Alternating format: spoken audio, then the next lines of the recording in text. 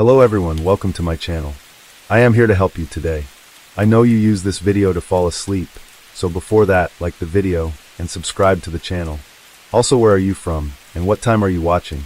Now get comfortable and relax. Case 1. Anaya Marie Day Garrett was born on September 2nd, 2013 in Euclid, Ohio, to parents Sierra Day and Michael Garrett. Her parents never married and separated before Anaya turned 2. In turn, Sierra gained full custody of Anaya, while Michael did everything he could to remain part of her life. Growing up, Anaya was described as energetic and outgoing. She loved to sing and dance, bringing laughter to everyone who watched her. Her favorite color was pink, but behind her happiness lay a fractured family dynamic that would set the stage for the challenges she'd face. As Anaya grew older, cracks began to form in her once sparkling world. By 2016, concerns relating to her physical well-being started to surface. During his visitation time with his daughter, Michael noticed injuries that Sierra often downplayed or dismissed entirely. For example, he recalled instances where Anaya had visible bruises on her chest and back. Sierra explained these injuries away as accidents or minor mishaps, but Michael grew increasingly uneasy. Before long, arguments between the two parents reached an all-time high, ultimately prompting Sierra to file a restraining order against her ex-court order alleged that Michael was harassing Sierra and overstepping in his limited role as a parent. While Michael fought very hard to gain full custody, he was effectively barred from contacting Sierra directly or visiting Anaya without a neutral third party present, such as a social worker or a designated court monitor. Sierra started isolating herself and refused to allow her children to visit with any of their loved ones. Rather than accept help from Anaya's father or extended family, Sierra chose to enroll her daughter in daycare. Shortly after her arrival at the Harbor Crest Daycare in Euclid, workers began documenting new injuries observed in Anaya's body that seemed to appear daily.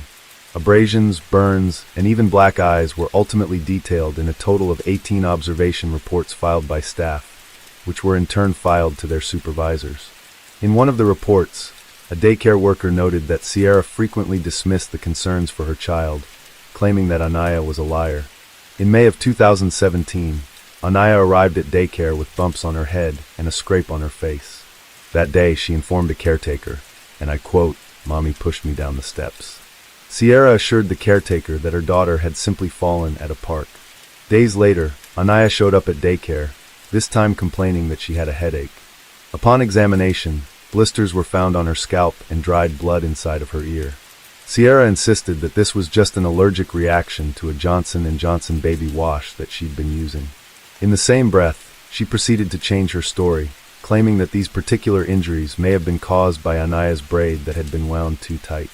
When Anaya was pulled aside, her story was much different than her mother's, insisting that, and I quote, "Mommy hit me. Mommy hurt me." As a result, the owner of the daycare facility notified the police, and Anaya was transported to the hospital for physical evaluation. Despite the multiple reports and medical treatment, Anaya was subsequently released back to her mother.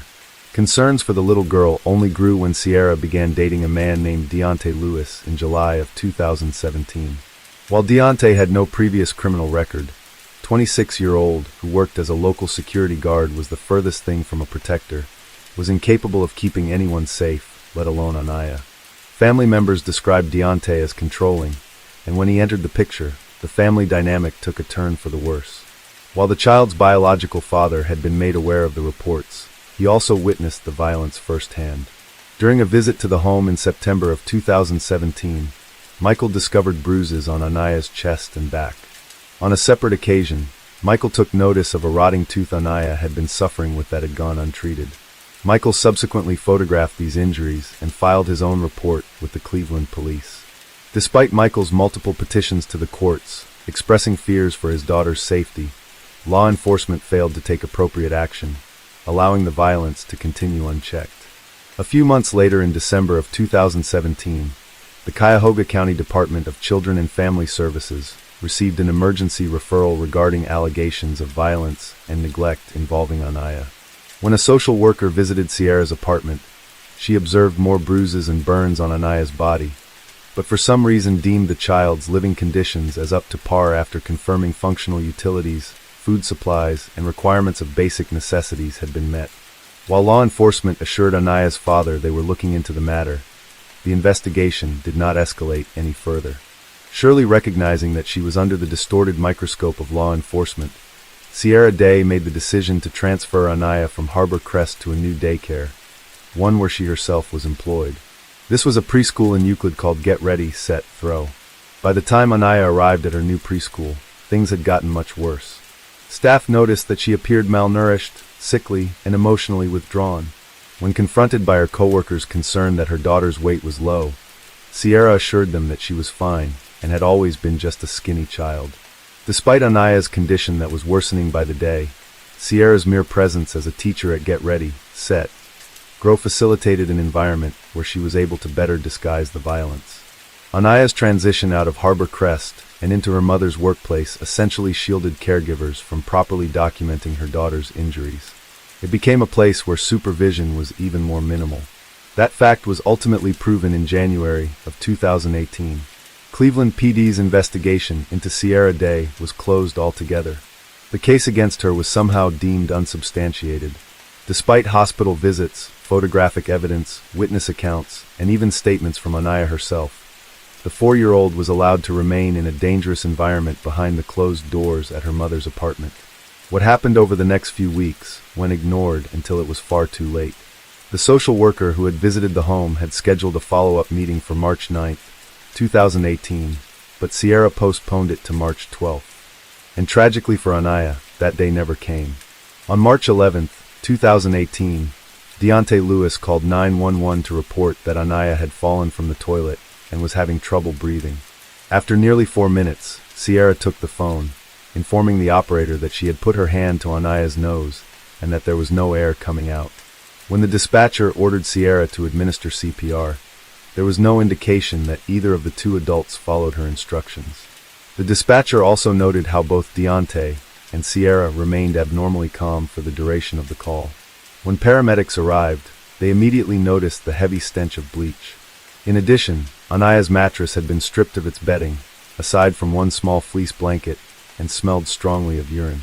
Police also found court papers regarding Michael Garrett's custody battle torn up and thrown in the trash. Authorities also noticed a scarcity of food in the home, aside from 2 half-eaten Chipotle bowls discovered in the microwave. But the worst discovery is when 4-year-old Anaya was found dressed in winter clothing, lying on the floor underneath an air conditioner. It was a cold day in March, and the presence of a running air conditioner struck the first responders as bizarre. It appeared evident that Sierra and Deontay had tried to disguise the smell of human decay by keeping the child's body cool. In addition, Anaya was found nowhere near the toilet Deontay and Sierra initially reported her falling from. Rigor mortis had already set in, indicating that she had been dead for several hours. Her lips were cracked and her face was pale, showing clear signs of prolonged neglect. She was severely emaciated, with her small body resembling that of a skeleton, with her vertebrae and hip bones protruding from her small winter coat. Anaya's face also bore a deep, dark bruise that had caused one eye to swell shut. A laceration above the same eye was also visible. Additional bruises, cuts, and burns were witnessed across her entire body, along with areas of her skin that had begun to droop and fall from her tiny frame due to severe loss of fat and muscle tissue. Anaya's knees and lower leg showed signs of bed sores as well, indicating that she had been confined to one position for extended periods. When questioned by police at home, the couple claimed that Anaya had fallen off the toilet that morning and hit her head, rendering her unconscious. Sierra also noted that Anaya hadn't eaten since the previous Thursday, roughly 4 days before, after becoming ill from a meal at a local Red Lobster. However, what Sierra's brother later told police suggested that Anaya had gone without food for much longer.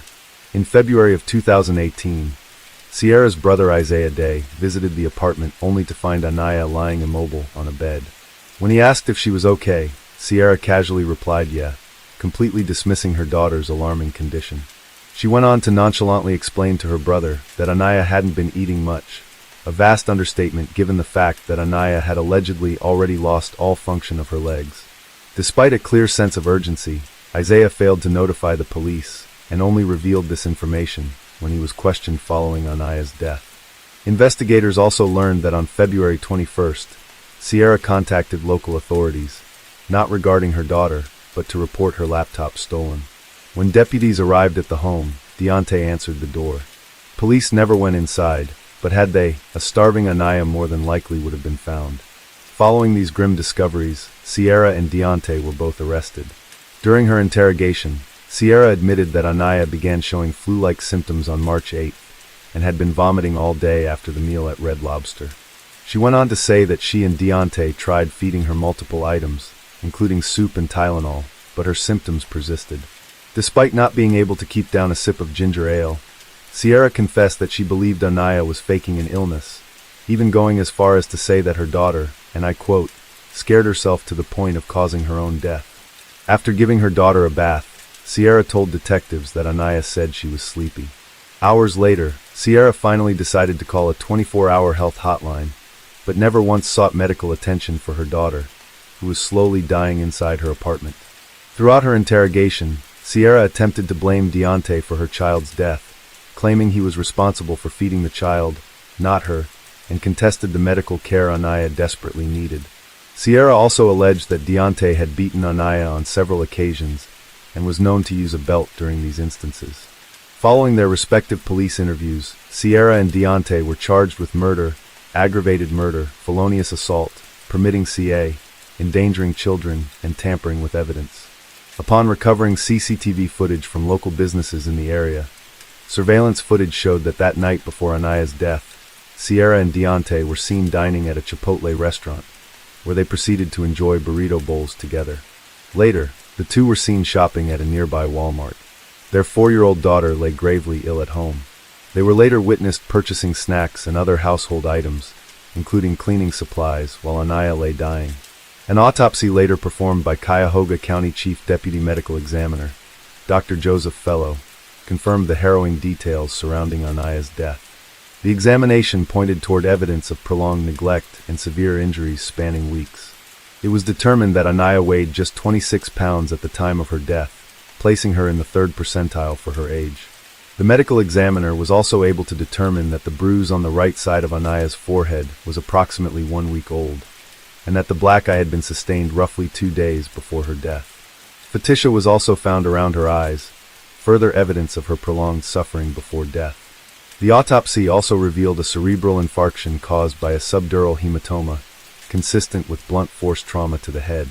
This hematoma had developed over weeks, leading to extensive brain damage, and a stroke that affected the left side of her brain, which controls the right side of the body.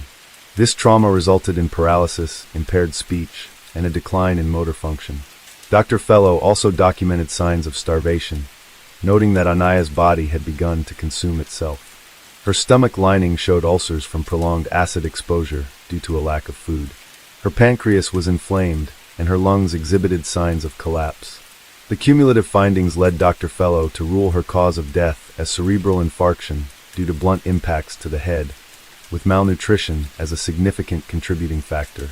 Her manner of death was immediately classified as homicide. Upon analyzing the suspect's cell phones, authorities recovered a tape of Sierra and Deontay that was recorded at 3:28 p.m. on March 10, 2018, the day before Anaya's death. This was just one more disturbing detail, knowing that the 4-year-old was nearing her final moments, lying hopelessly in the other room. Justice for Anaya would finally come at trial when opening arguments began on February 28, 2019.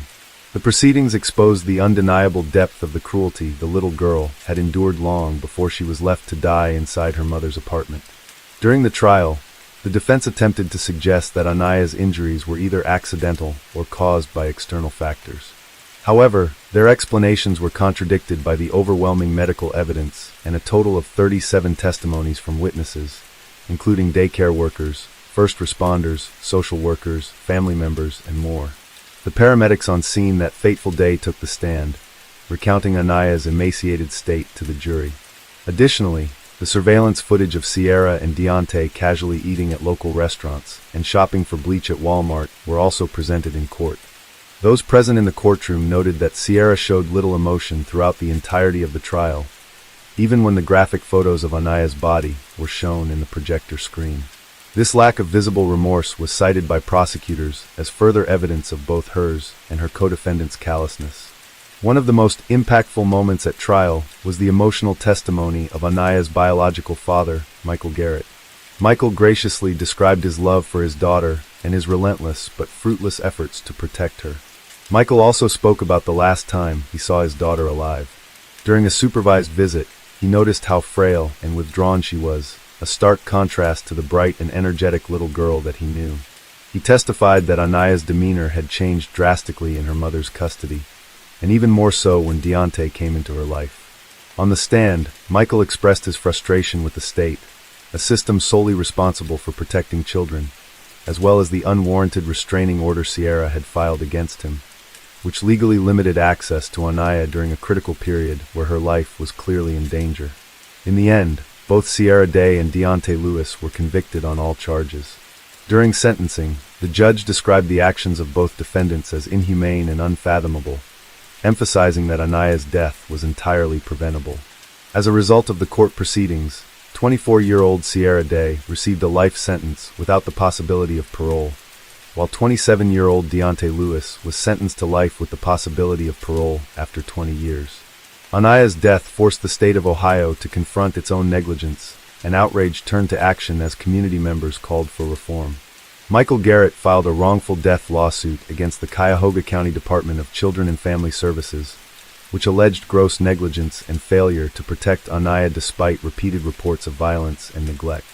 It detailed breakdowns in the system that allowed Anaya to remain in not one, but two state-regulated child care facilities. While the lawsuit sought financial compensation, more importantly, it aimed to bring attention to the urgent need for reform within CPS. Michael's legal team argued that had the state followed through on its duty to investigate and intervene, Anaya would still be alive today. As a result of an external investigation, the internal disciplinary letters and failed investigative efforts by local law enforcement came into focus, highlighting the gross lapses in oversight and protocol. The letters specifically drew attention to the blatant ignorance of Anaya's caseworkers, who repeatedly failed to follow up on allegations of violence, perform thorough investigations, or document key findings in compliance with agency policies.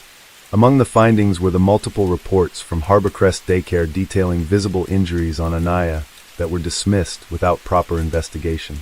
The little to no collaboration between caseworkers and other professionals such as police, medical personnel, and daycare staff to verify the consistency of the allegations, and finally, that supervisors failed to ensure their teams adhere to protocols for handling suspected CA cases. This failure ultimately cost Anaya her life. At the end of the investigation into the agency, multiple employees were disciplined while others were terminated. As a result, CPS was forced to implement significant policy changes aimed at preventing similar tragedies involving children in the future. Additionally, the Ohio Department of Job and Family Services took significant action against the two daycare centers connected to Anaya's death, causing both Harborcrest Child Care and Get Ready, Set, Grow Preschool to close their doors indefinitely. As for Anaya's father, Michael Garrett, he was awarded a total of $3 million in damages in June of 2020, a decision that underscored the state's accountability and failure to protect 4-year-old Anaya Day Garrett. Anaya's life was commemorated with a farewell spanning 2 days. On Friday, March 16, 2018, a viewing was held from noon until 7 p.m., allowing loved ones and members of the community to pay their respects. Her father, Michael Garrett, tearfully reflected on her joy and innocence, describing her as a light in this world whose story must never be forgotten. The following day, on Saturday, March 17th, Anaya's funeral took place at River of Life Ministries in Euclid, Ohio. Attendees watched as her tiny pink casket adorned with a tiara traveled through the streets of Euclid in a horse-drawn carriage. It was both a celebration of her short life and a heartbreaking reminder of her tragic death. Her funeral not only honored her memory, but also served as a call for accountability to protect other children. Deontay Lewis later appealed his conviction and life sentence, arguing that his trial was unfair and that the evidence presented did not support the jury's findings. However, in 2022, the Ohio Court of Appeals denied his appeal, and both his conviction and sentence were upheld. It is beyond heart-wrenching to reflect on how Anaya Day Garrett, at only 4 years old, found the courage to speak up for herself repeatedly, bravely telling the adults in her life that she was in danger. From daycare workers to her father, she voiced the harm she experienced at home, pointing to her injuries and outwardly naming the source of her pain. Tragically, those cries for help were overlooked, ignored, or dismissed entirely. The system set in place to protect her simply failed her. Often, people highlight this one tragic fact involving child victims at the hands of their parents. That is that a child often cannot advocate for themselves or properly seek help. However, Anaya did everything in her power to advocate for herself. She knew she was in danger. She knew what her mother and her mother's boyfriend was doing to her was wrong. But as we've seen so many times, even when a child does try to seek help, many people do not take it seriously, especially those whose responsibility is to protect children in need. By the time anybody listened, it was too late. The vibrant little girl who had fought so hard to be heard has left silence forever. Anaya's story stands as a devastating reminder of the cost of inaction by the powers that be. Through the tireless efforts of her father and community advocates, Anaya's story continues to inspire change, a testament of hope that no child will ever suffer in silence again. Case 2. Maya Rudd was born in the early morning hours of October 12, 2023 in Owensboro, Kentucky. She was the fourth and youngest child born to Tesla Tucker and Cage Rudd. Her oldest sibling was about 6 years older, but the other two were barely toddlers when Maya was born. Maya's family called her Smiley due to her toothless baby smile, which was a common sight in the Tucker Rudd home. Her siblings were enamored with their new baby sister. Maya was especially close with her brother, who was a little over a year older than she was. He always knew how to make her laugh. By the time she was 8 months old, she was close to crawling and sitting up on her own. She had tufts of brown hair and green eyes. Maya was described as an ambitious and willing mind, tiny toes and a smile that was contagious, a beacon of hope, a bundle of sunshine from the very start. But while all seemed perfect from the outside, there were plenty of signs from the very start that Maya was in immediate danger. Tesla Tucker and Cage Rudd were married in January of 2015. Their first child, a girl, was born in the summer of 2017. They had a boy in 2021 and a girl in 2022, and finally Maya in 2023. Now, the couple were not well liked in their community. They lived in Reynolds Station, an unincorporated area in Kentucky, about 25 miles from Owensboro. Along with their general bad attitudes, it's said that Tesla and Cage were known for their reckless driving around the community. One resident claims they stole parts from his friend's car. The extended Tucker Rudd family were all known to the justice system. Maya's father Cage and grandfather Ricky Smith were both felons. Cage was previously charged for possessing and promoting illegal substances, and he pled guilty in March of 2024. Instead of serving time in custody, he was under supervised diversion for 1 year. Ricky also had previous drug offenses and was charged for violating his parole conditions. Her other grandfather, David Tucker, had court fines that went unpaid. Maya's maternal grandmother, Talitha Tucker, had theft and check fraud charges filed against her in Indiana. She evaded these charges by not showing up to her court dates. She was also charged for failure to maintain liability insurance in 2003, which she only served 5 days of a 180-day sentence. In October of 2023, Maya's paternal grandmother, Billy Smith, was involved in a DV incident with another man, notably not her husband, Ricky Smith. This man claimed to be her intimate partner for about 8 months. They were outside his home when he claims Billy wanted money and the keys to his truck, which he refused to give her. He claims Billy hit and kicked his head and body and eventually knocked him unconscious. He was hospitalized for his wounds, and the next day, someone reported a woman asleep in a car to the police. When they arrived to check on her, they realized it was Billy. She admitted to getting into the altercation, but claimed it was self-defense on her part. She said the man had attempted to beat her with a wooden baseball bat. Billy wasn't detained on the spot, but she would eventually have an arrest warrant for second-degree assault filed against her. Neither parent nor any of her grandparents made any progress towards a better path. They evaded consequences instead of facing them. At any point, these people could have been taken into custody, leaving the young children in the hands of more dangerous family members or even the foster care system. Not everyone in the Tucker Rudd Smith extended family was involved in illegal activities, but it seemed Tesla and Cage didn't see their clean record relatives as proper caretakers. Maya's 3 siblings were each taken from their parents' home at separate times due to their living conditions. They were placed in their maternal grandparents' custody, but Maya remained with Tesla and Cage. The process to remove her began soon after she was born, but it wasn't swift enough. Social services had Maya on their radar early on, when her umbilical cord tested positive for crystal. It was then that they began the process of removing her from her parents' custody. They tried the traditional ways, but they were ignored. Every time social services tried to contact Tesla and Cage, their calls were unanswered.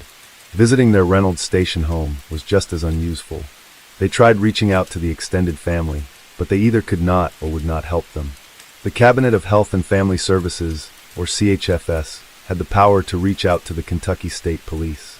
There was enough reason to believe Maya was in immediate danger, and having police resources on their side could have definitely helped speed up the process. The police would later say that the CHFS never asked for their aid in finding Maya. When asked directly what their search efforts looked like, they said they could not answer because of the ongoing investigation. A friend of Tesla and Cage, Brody Payne, moved onto the property around December of 2023. He lived in a trailer with the VIN number removed. Ricky Smith was also living with him. But this wasn't your normal couch surfing situation. For months, Tesla and Cage were dealing illegal drugs from their home in Reynolds Station with Ricky and Brody's help. They did this with Maya in plain view. Brody had some criminal charges in Indiana, most notably for possession of 28 or more grams of crystal in December of 2016. A court order stated that under no circumstances could the Tucker Rudd children visit their parents' house. However, the court order was violated enough times for illegal substances to eventually show up in the older children's hair. In the late spring and midsummer of 2024, the Kentucky State Police were investigating drug traffickers in every county of the state. They called this Operation Summer Heat, which received wide press coverage by Kentucky-based news. Louisiana and Alaska, inspired by Kentucky, had their own Operation Summer Heats in the following months. By July, they made over 200 arrests and just under 500 criminal charges. The monetary value of the seized contraband totaled $684,953.50, along with additional cash, weapons, and other contraband also taken in evidence. The operation was partially credited to the decrease in violent crimes and fatal ODs in the state of Kentucky by the end of 2024. Tesla, Cage, Ricky, and Brody were not as slick as they thought they were. They handled their operation recklessly, having their goods mailed to them through the United States Postal Service. It was only a matter of time before they would be caught. But unfortunately, as you soon will see, it was not the drug trafficking that made them infamous in the state of Kentucky. Fairly early into their operation, a detection dog with the Davis County Sheriff's Office took interest in a package that was set for delivery. Officers noted the recipient, Brody Payne, and tested the package for illegal substances. Inside was a half-pound of crystal. Someone was mailing illegal drugs to the Postal Service straight into Brody's lap, and law enforcement were going to find out why. Their investigation into him lasted for months, and eventually led them straight to his residence and his accomplices. Officers pulled into the Reynolds Station home driveway and delivered the package. When Brody came outside to pick it up, he was arrested on the spot. He already had a warrant out for his arrest for failing to make child support payments, but that was nothing compared to the drug charges. Brody could not play dumb because there was a second package meant for him that the police seized. It had counterfeit drugs containing fentanyl and a powder-cutting agent. One package looks bad, but two looks worse. He was booked into the Davis County Detention Center on May 20th and charged with first-degree crystal trafficking, aggravated fentanyl trafficking, and purchase and possession of drug paraphernalia. His cash bond was set at $35,000. Maya was last seen by her extended family in April of 2024. In early June, Tesla's sister, Alexis, heard from grandmother Talida that CPS had taken Maya away. Talida believed this, or at least she pretended to. Alexis, however, was not convinced and contacted law enforcement for a wellness check for her 8-month-old niece. But per usual, the parents weren't home and nobody could get in contact with them. Investigators spoke to Talida. She told them her daughter said that Maya was taken away by CPS on May 1st. Detectives followed this lead, but there were no records from CPS backing up the story. Brody was arrested in connection to a drug operation in the Reynolds Station home, and for nothing involving Maya's disappearance. But it didn't take long for police to put together that Brody was maintaining his illegal drug operation in the home of a missing infant. They thought that maybe there was a connection, and they were right. On June 6th, Tesla, Cage, and Ricky were found in a Super 8 motel with what law enforcement described as a multitude of really heavy street drugs. The room was in Cage's name. When investigators opened the door, Tesla was sitting on the bed with suspected fentanyl-laced pills within reach, and in plain view. She also had Crystal stowed away in her purse. Ricky was on the couch next to a glass pipe and had Crystal in his pockets. All three of them were arrested, and upon being questioned, they said they didn't know where Maya was. The trio were charged with child abandonment along with drug possession. They were taken into custody at the Davis County Detention Center and held on $20,000 cash bonds. This is the same jail that Brody was in. During the booking process, Cage had weed confiscated from him.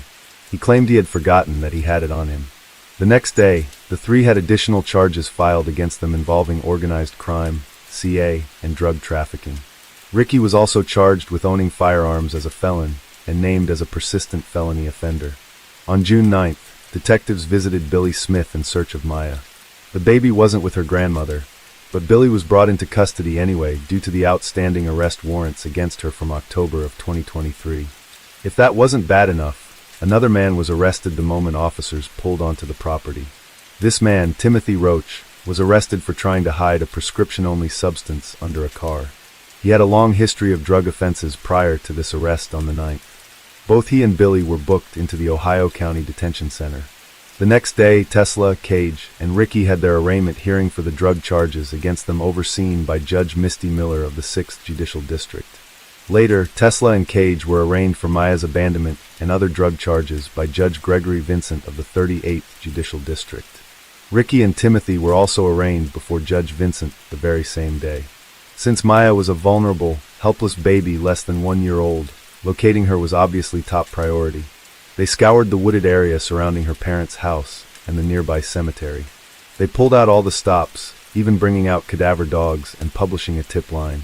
Neighbors and members of the community joined the search effort.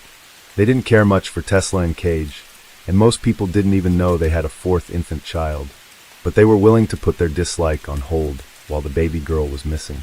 On June 12th, law enforcement returned to the home of Maya's maternal grandparents, David and Talitha Tucker, with a search warrant. Once again, Maya was not there, but the couple was arrested for their unrelated outstanding warrants. As we mentioned earlier, Talitha had theft and fraud charges against her in the state of Indiana, and David had unpaid court fines. They were held in the Davis County Detention Center. Police also took their electronics into evidence. Maya's sisters and brother were promptly whisked away to safety. The following day, Brody Payne had more charges filed against him. In addition to the possession of illegal substances, he was charged with trafficking them, participating in organized crime, and wanton endangerment. Neither Tesla nor Cage cooperated with detectives. They insisted Maya was taken away by child services. They sent officers on a fool's errand despite knowing exactly what happened to their baby. The grandparents didn't help either, and the extended family were completely in the dark. This period of uncertainty frightened the community. They thought they lived in a safe place with kind neighbors, so Maya's disappearance shook them to their core. There was no evidence of Maya being alive or dead. If it was the latter, law enforcement suspected she would be in the wooded area behind her parents' home or in a nearby cemetery on a hill. They failed to find anything with the cadaver dogs alone, so they made plans to return with more specialized equipment. The Ohio County Coroner's Office also joined in the efforts. Horry King, the public affairs officer for the Kentucky State Police, made it clear that the coroner's office's involvement didn't necessarily mean that Maya was dead. However, he didn't mince words with the press. He said, "We're very hopeful and optimistic that we would find her alive. Maybe perhaps a family member has her, but the longer this goes on, the more grim it seems."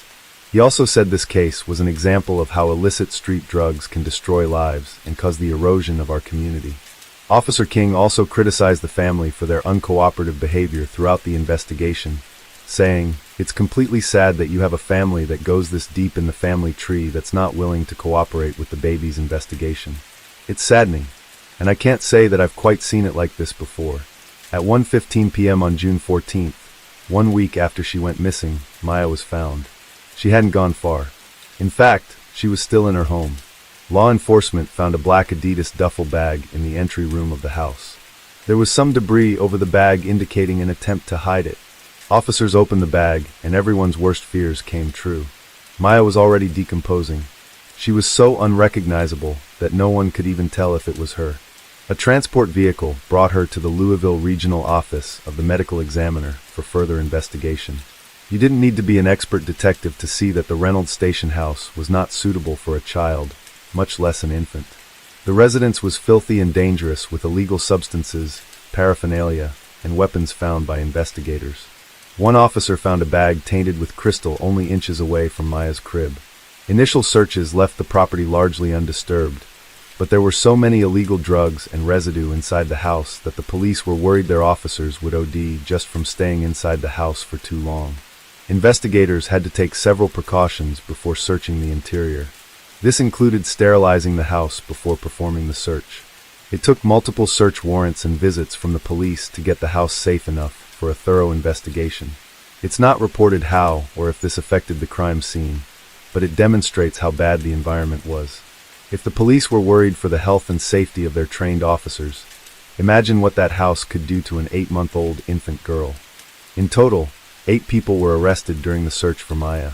Her parents, Tesla and Cage; maternal grandparents, Talitha and David; paternal grandparents, Ricky and Billy, along with Brody Payne and Timothy Roach.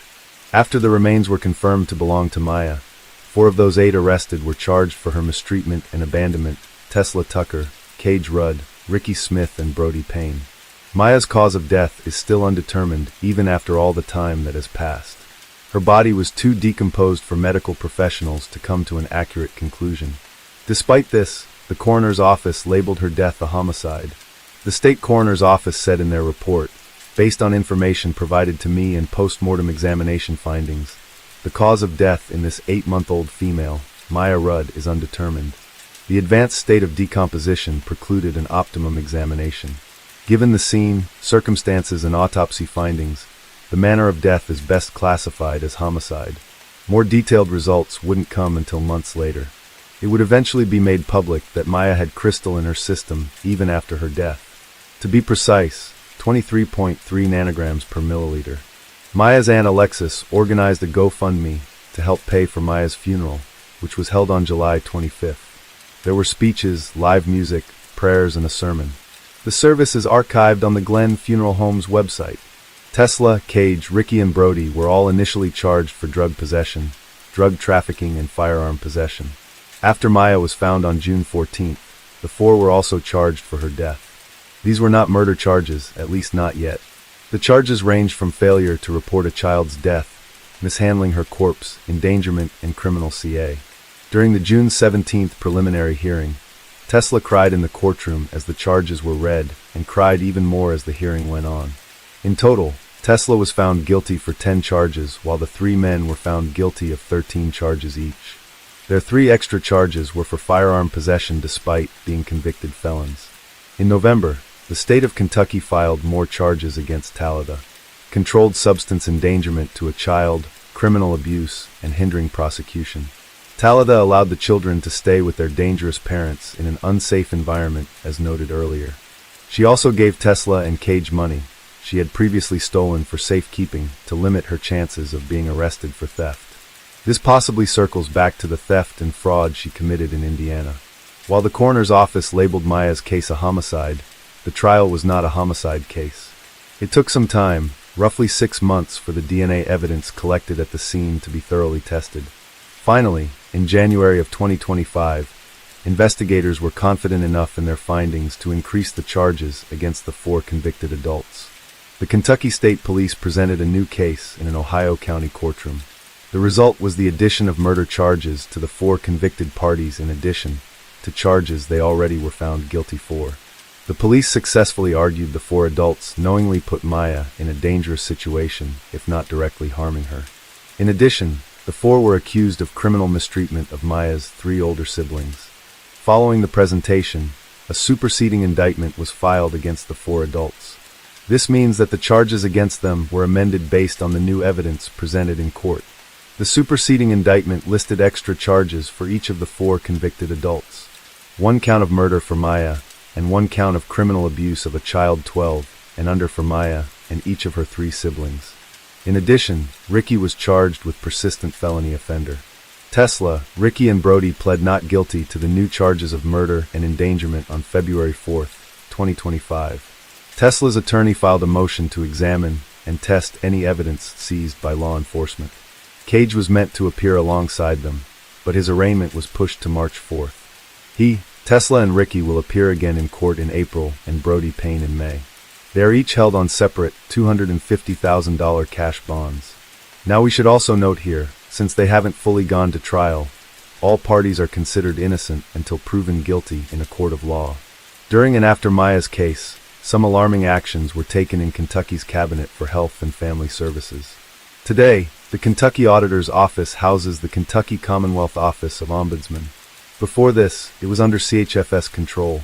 In cases where child protection investigation proves inadequate, it's the Ombudsman's job to investigate the how and the why. According to Allison Ball, the public auditor, the Ombudsman relies heavily on a database called ITWIST to perform these investigations. The Ombudsman had full access to ITWIST previously while it was under CHFS authority, but when it transitioned to the Public Auditor's Office, the Cabinet refused to give them this access. This was in July of 2024, a month after Maya's name was published on every major news outlet in the state. The Auditor's Office and the Office of the Ombudsman filed a lawsuit against the Cabinet for this. It was worth the effort in the end. September 2024, the Ombudsman regained access to the ITWIST database and could resume their usual duties. More recently, a bill advanced that would protect the Ombudsman's access to ITWIST. During this dispute between CHFS and the Auditor's Office, a more helpful and hopeful piece of legislation was in the works. The same day Maya was found, a Kentucky man named Eric Williams created a petition on change.org. Eric Williams has no relation to Maya, but he was so upset, frustrated, and heartbroken by her story that he wanted to see some changes come from it. Eric proposed the creation of a new law called Maya's Law. If a parent or parents lose custody of children and haven't regained that custody, they would not be allowed to keep a newborn in their care. The petition received over 2,000 signatures within the first 5 days alone, and is currently at just under 8,600. Eric told news station WPSD Local 6 News, "I can't go buy a car if I didn't pay for my last car, can I, right? I can't go adopt a dog if I was found of animal abuse, but how come I can leave with a brand new baby when I lost my previous ones?"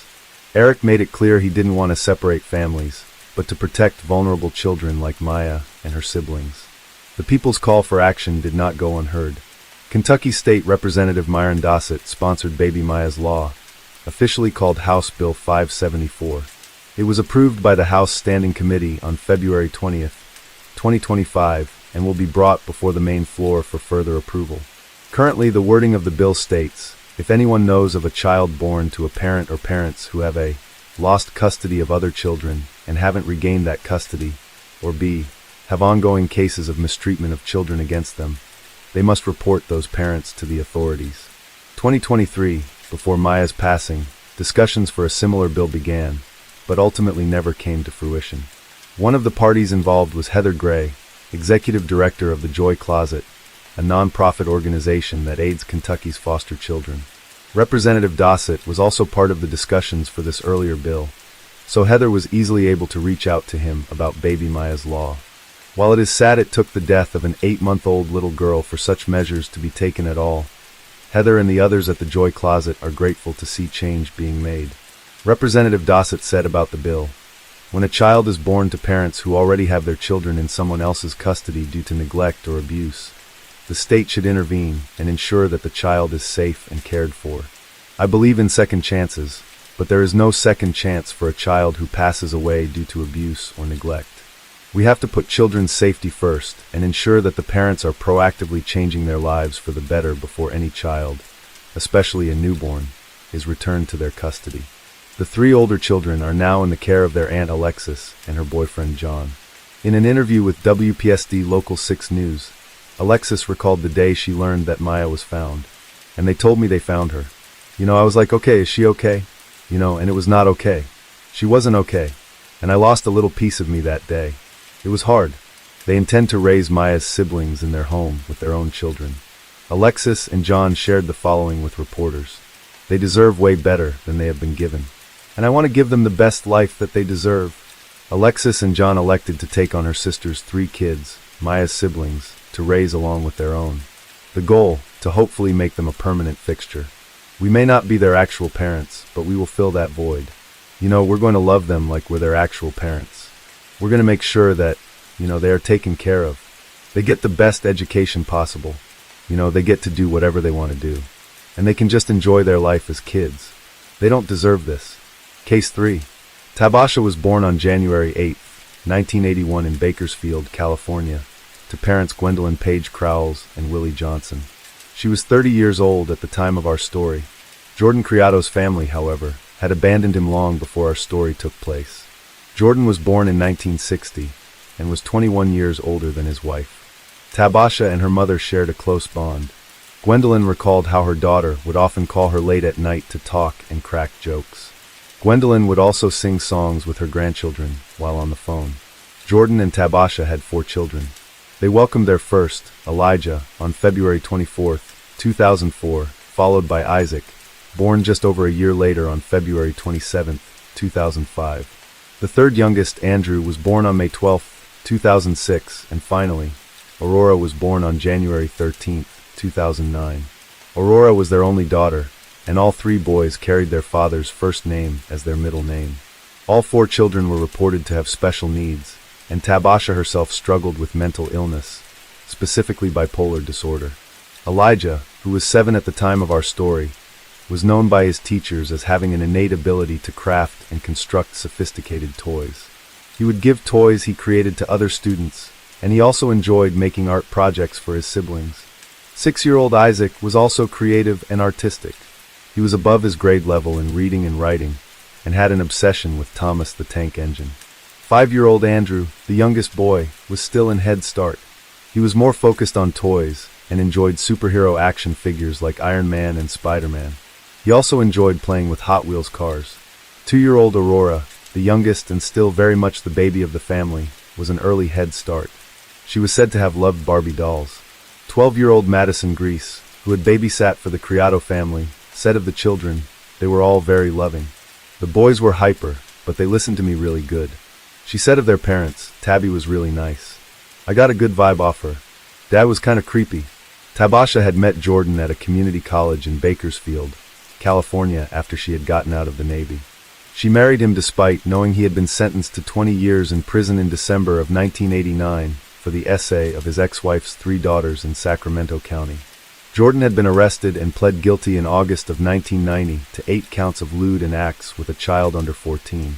Jordan had also gone back to jail at one point for 91 days for failing to register as an offender, which he was required to do by law no matter where he lived. Jordan's reputation was permanently stained, and for very good reason. It was no secret to the public that he committed such heinous acts against young children.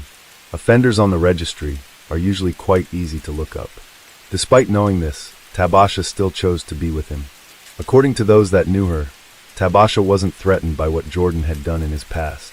Tabasha's brother, Jesse Adams, also felt that Jordan had served his time in prison, and by doing so, in his words, had paid his debt to society for his actions.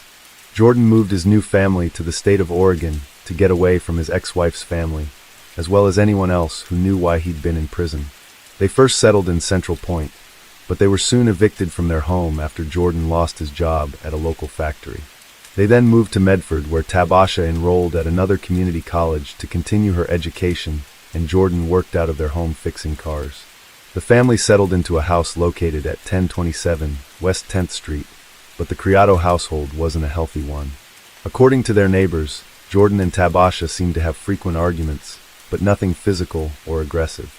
Child Protective Services had also been called to their address in the past, but the reasons why were not publicly known. Some neighbors reported hearing a loud fight on Sunday, July 17, 2011. It was no secret that Tabasha had intended to divorce Jordan. She had expressed her intentions to do so to her family and friends frequently. That evening, Tabasha stayed out all night and Jordan reported her missing early Monday morning. According to Medford Police Chief Tim George, officers located her later that morning at a local Minute Mart. Surveillance videos showed Tabasha standing at the cash register at 7:46 a.m.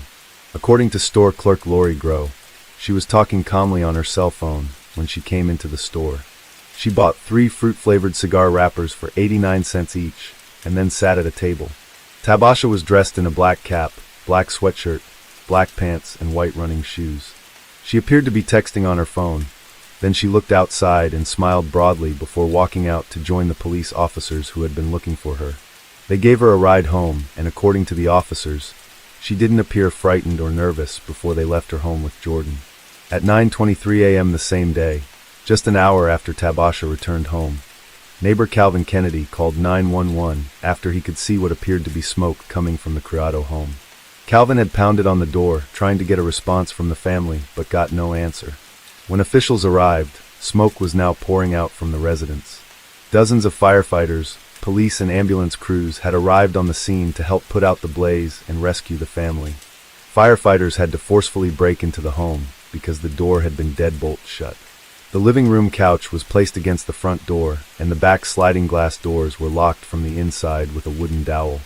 Police said that the fire, which was considered to be arson, had been started in several locations around the house.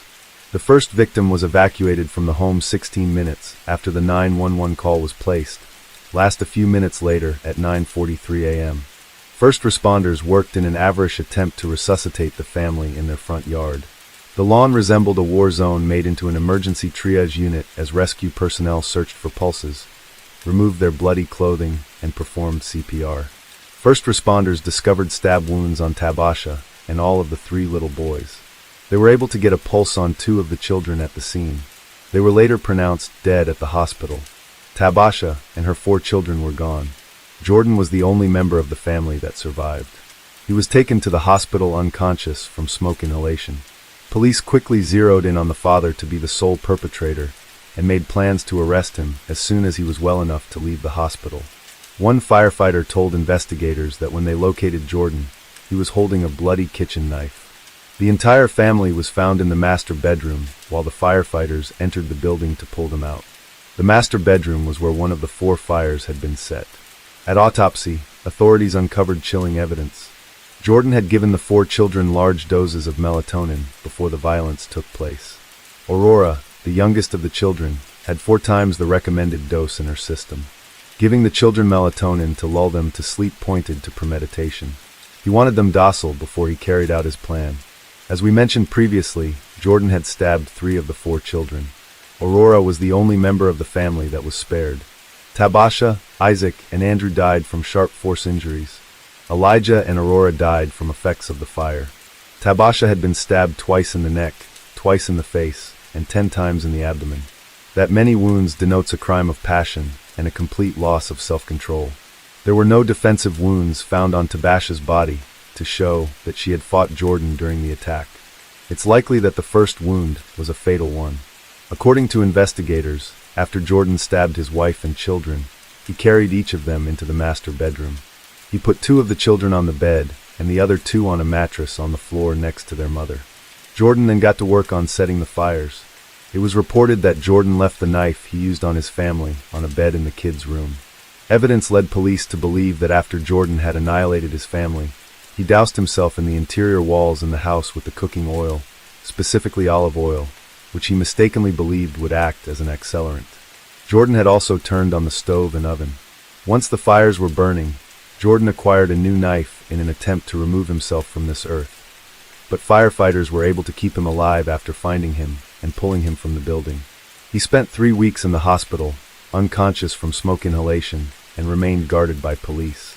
He was sedated, enlisted, and in stable condition. Jordan was immediately arrested upon his discharge from the hospital. He appeared to have been put in a turtle suit during his initial court appearances, but the Jackson County Jail would not comment on whether or not he was on watch due to being a danger to himself. It would be safe to assume that he definitely was being monitored for safety, considering what his attempts were at the crime scene. Jordan's indictment listed 24 counts of aggravated murder. 20 of them were based on the fact that there were multiple victims, and 4 were due to the fact that his children were all under the age of 14. He was also indicted on 4 counts of felony murder related to 4 counts of, as well as 4 counts of manslaughter. Aggravated murder carries a potential sentence of life in prison without parole or capital punishment. Jordan and his defense attorney, Jeff Goki, put in a motion to postpone the trial until the following summer. They also submitted a motion to suppress evidence in the case, but the nature of the evidence they sought to suppress was unclear. Jordan had told authorities that when his wife came home that morning she told him she had woken up in another man's bed and believed that she had been drugged. He claimed he went into the backyard to fix a car and later felt that something was not right. When he went into the house, he saw the fire and claimed he saw his wife standing over the children with a knife. Jordan told police he attacked Tabasha for what she had done to the children. He said she was a broken woman. I had no right to take her life, but I did not kill my babies. When they needed me the most, I wasn't there. I knew she was not well, but I never thought she would hurt the babies. Now, this defense is surprisingly not as uncommon as you think.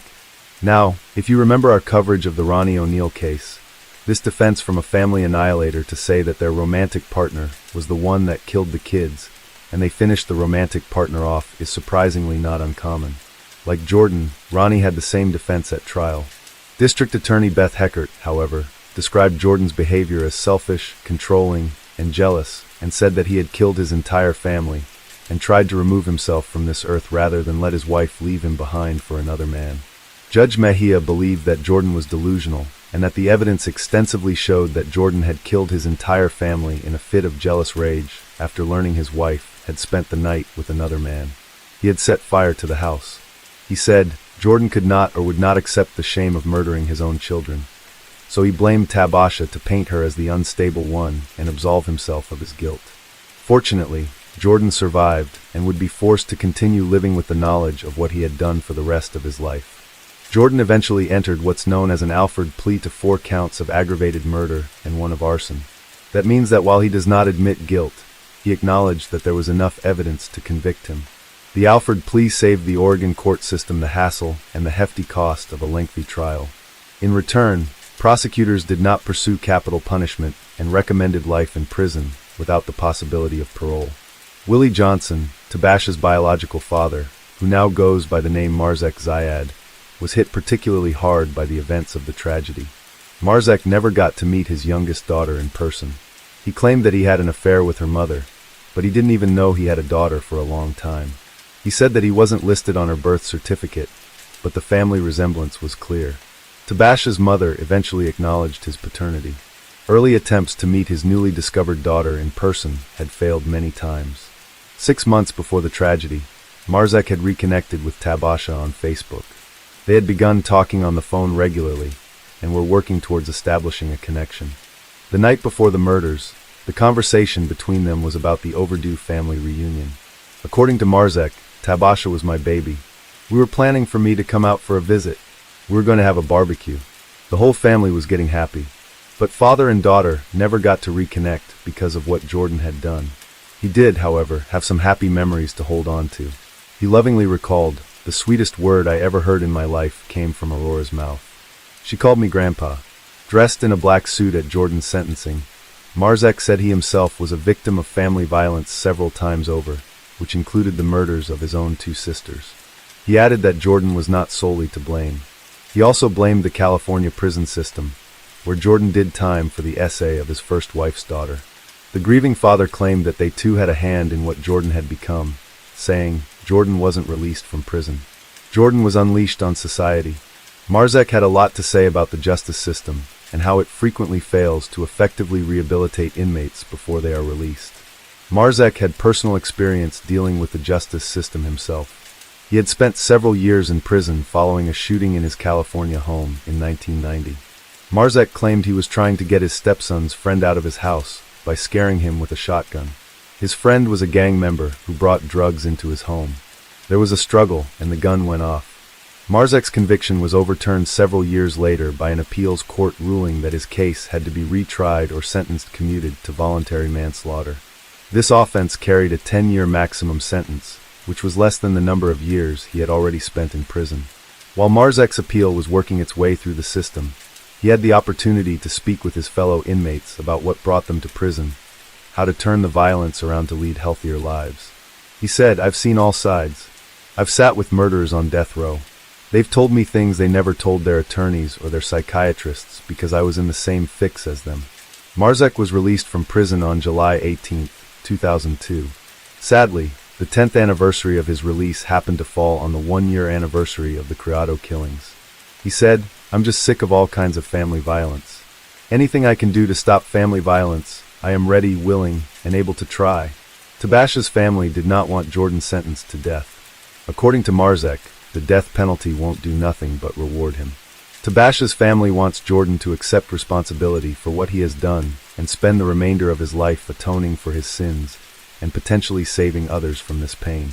While Jordan shamefully averted his gaze, Marzek said he hoped his son-in-law would do something positive in prison to make up for his many crimes, adding, "Yes, I would like to see Jordan locked up for life, but I would like to see what he can become." Marzek urged everyone to do what they could to end family violence, stating, "You may be the next victim, and I don't want you to feel what I'm feeling. Selfishness is what got him where he is. You're responsible for the sins you do. He needs to see beyond the misery he is facing. He needs to purify his soul and make something positive come out of this. He may be able to get his sins lifted and get to paradise." Despite everything, Marzek believed in forgiveness and redemption. Jordan can be an excellent instrument in promoting programs that would help other inmates in prison not to come out and do the things he has come out and do. Tabasha's brother, Jesse Adams, also looked to his faith to make sense of this tragedy and to comfort in the idea that God had taken Tabash and her children to a better place. Jesse found guidance in the Bible as a means to forgive Jordan, such as Ephesians 4.31, which reads, "Let all bitterness, wrath, and anger, and clamor, and evil speaking be put away from you with all the malice, and be kind to one another, tender-hearted, forgiving to one another, even as Christ God has forgiven us." At a news conference, Jesse shared that his family was in chaos trying to make sense of the loss, but were working on the path to forgiving Jordan. Jesse acknowledged that Jordan and Tabasha had been struggling as a couple, stating, "We knew she wanted a divorce. We knew Tabasha would work on her own time, her own pace. She obviously didn't see anything coming or felt threatened. At the end of the day, we have to trust in her decisions, the way she decided to handle things." Jesse added, "And if you guys are listening up there, we love you Tabasha, Elijah, Isaac, Andrew, and Aurora. May the rest of your days be in happiness with God." I've been asked, what was my sister like? The first thing that comes to mind is she's extraordinary and full of life. She was wise beyond her years and a good mother, a good friend to all who knew her. No matter how bad the situation was, she always found the good in the midst of it. She was always willing to help anybody who was in need, and her kids were the driving force for the happiness in her life. She loved and cherished them like no other. We are saddened, angry, and hurt, confused, and stricken with grief over the loss of my sister and the kids. We have unanswered questions for Jordan, such as why and what can make all of this come together and happen. Although we are angry and hurt, we realize we all have to forgive him in order for us to begin to heal. In no way, no shape, no form do we agree with the actions that took place or condone it. But in order for us to heal, we must forgive. Tabasha's uncle, Melvin Page, told reporters there was even more family history that was hauntingly similar to what had happened to his niece. 28 years ago, an aunt named Carmela Page was murdered. She was stabbed 22 times by her boyfriend in Denver, Colorado. The boyfriend tried to flee but was ultimately arrested. It is no wonder that the family, especially Marza, was invested in the prevention of family violence. The family thanked the Oregon Department of Justice, first responders, and community members. Their donations helped the family pay for funeral expenses and counseling. The Page Criado Memorial Fund was set up through Bank of America, with excess donations being donated to Dunn House Outreach. This is an organization that helps victims of family violence in Medford, Oregon. The funeral was held on Saturday, July 30th, 2011, at St. John Missionary Baptist Church in Bakersfield, California. The caskets of Tabasha Page Criado and her children were placed side by side. Hundreds of people paid their respects and condolences. They were buried and laid to rest at their final resting place of Union Cemetery. A candlelight vigil was held in Medford's Hawthorne Park. Flowers and stuffed animals were placed along the sidewalk in front of the Criado home before it was demolished in 2012. Among the mementos was a 2-page letter which reads in part, "So though we now know your name is Tabasha, to us, you'll always be the tall, beautiful black lady with the gigantic smile. Signed, your West Medford family." On the 1-year anniversary of the fire, several of Tabasha's family members shared memories of her and her children with news channel KTVL 10. Tabasha was so out of the box, always laughter, she always had jokes. Tabasha Criado's family takes a look back before the tragedy, remembering Tabasha's goofy personality. They're calling, at 1 o'clock in the morning to tell you something funny. Also on their minds, her 4 children who were taken too soon. God received 5 angels a year ago today. Just remembering the good things, the smiles and the laughter, those are the kind of things that you think about and you hold on to. But as the family tries to focus on the good times, they can't forget. It is still sad, and we're still struggling with the thought that they're not here. Tabasha's brother has spent the last year coping with the loss in his own way. Last year, Jesse Adams asked the community to forgive Jordan Criado for the crimes he suspected of. No way, no shape, no form do we agree with the actions that took place or condone it. But in order for us to heal, we must forgive. Now he's taking his feelings and moving on. He's going to school to be a paramedic. He wanted to find a way that he can also maybe save some lives or give back and do so in their memory. Family members say Tabasha and her children are in a better place. We're finding comfort that we know where they are at, and we will see him again one day. Case 4. 18-year-old Mia McQuillan isn't like a lot of young women that we cover here on this channel. She was part of an affluent family and grew up in Bend, Oregon, living in a $1 million bungalow. After graduation, Mia took part in a gap year program through Cambridge, Massachusetts-based agency called EF Gap Year, which, according to their website, allows students aged 18 to 22 years old to experience the world and discover your passions, build real-world skills, make lifelong memories, and return home a better you. Now, this program didn't come without a steep price tag. For this experience, you'd be expected to shell out between $19,500 to $24,750 for a semester and $43,750 for the full year. Now, for those who chose the full gap year experience, you'd get to travel all over the world. I'm not even joking. Participants would start by exploring England, France, Italy, Switzerland, Germany, and the Czech Republic before hopping a flight to Australia and then Thailand. And this was just one semester. After winter break, travelers get to enjoy 12 more weeks of adventure. Now, from what we can piece together based on that schedule and available news sources, it appears that Mia was starting her adventure during semester 2. However, she would never make it past France. Mia and her traveling companions were staying at the Ibis Styles Hotel in Paris, located off of Rue de la Croix Saint-Simon in the city's 20th district. At around 6 a.m. on Monday, February 24, 2025, tragedy struck. Unbeknownst to her fellow travelers, Mia had been hiding a secret. She was pregnant. Although the details remain unclear at this time, several news outlets have reported that Mia gave birth to a baby in her hotel room.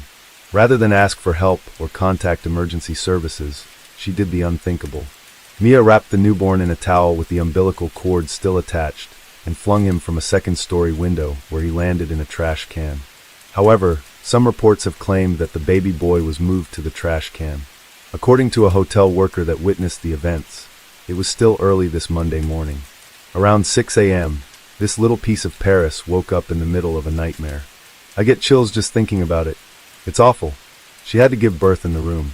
She wrapped the baby in a towel and threw him out the window.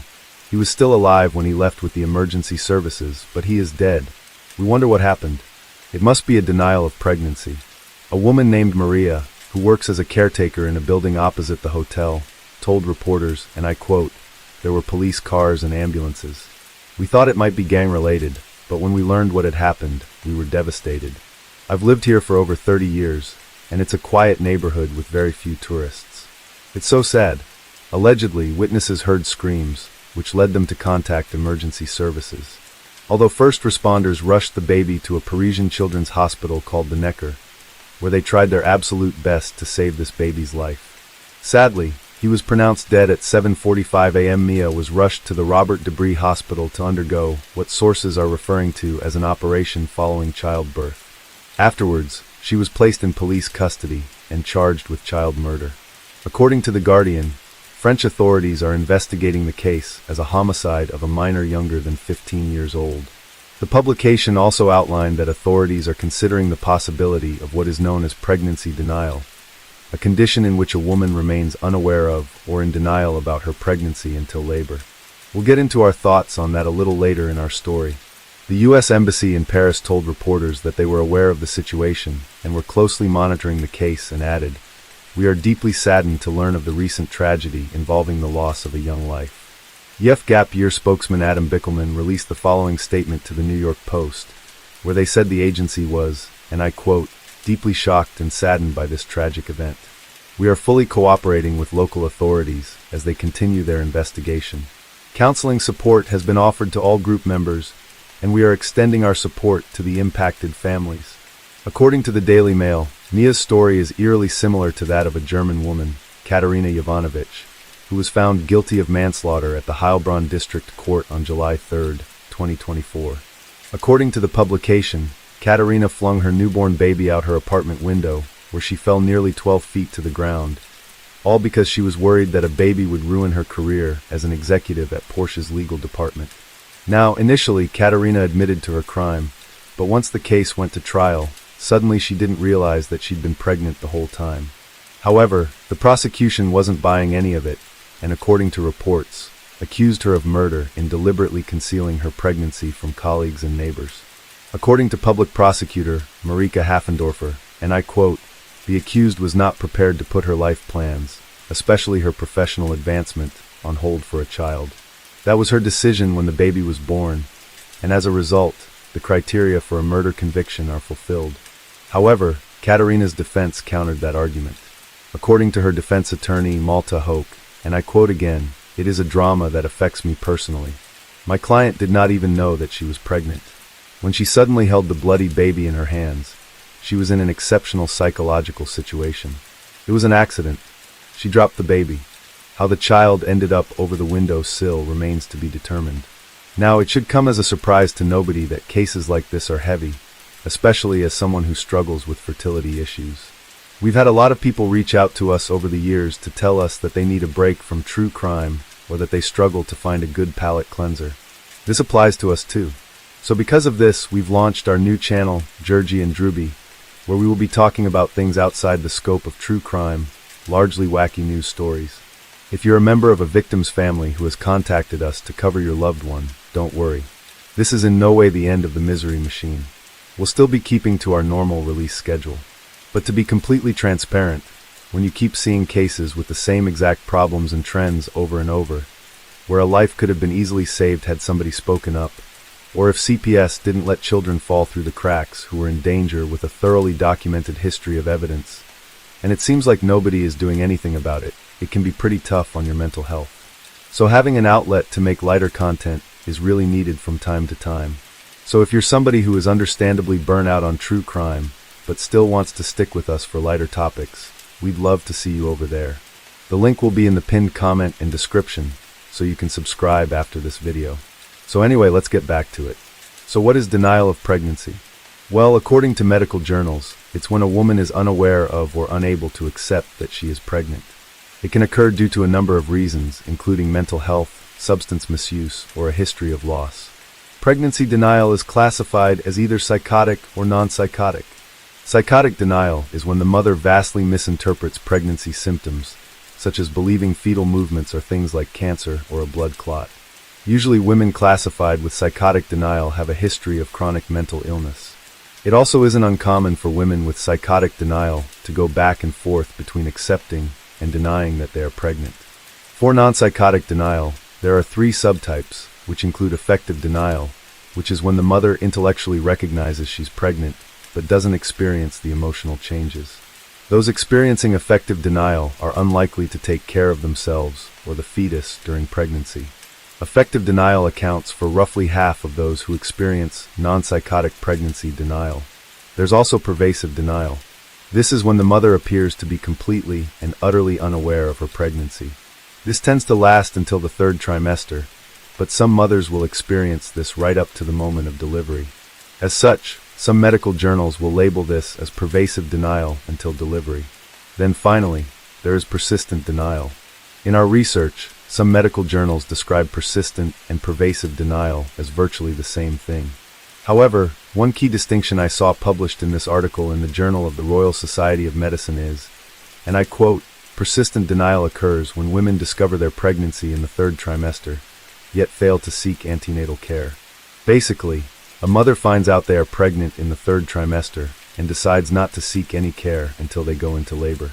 Now, risk factors include being a young mother, having a history of psychiatric episodes, not being well educated, precarious employment, and the possibility of being a single mother.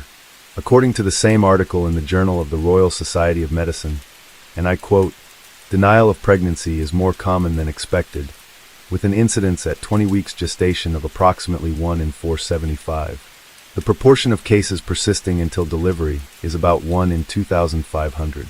They go on to note that consequences of denial of pregnancy can include psychological distress, unassisted delivery, and neonaticide. Pregnancy denial can be difficult to predict, and it's not possible to know for certain if a woman is concealing or denying a pregnancy. In the current political climate, one might be quick to think that Mia didn't have any options.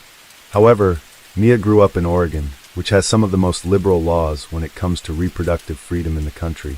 A simple Google search will bring up these key points for you. A woman's right to choose is legal in Oregon at all stages of pregnancy. There are no restrictions on when a procedure can be performed based on gestational age. Minors do not need parental consent to terminate their pregnancy, and state Medicaid covers services. There is no mandatory waiting period before a woman can choose to terminate her pregnancy.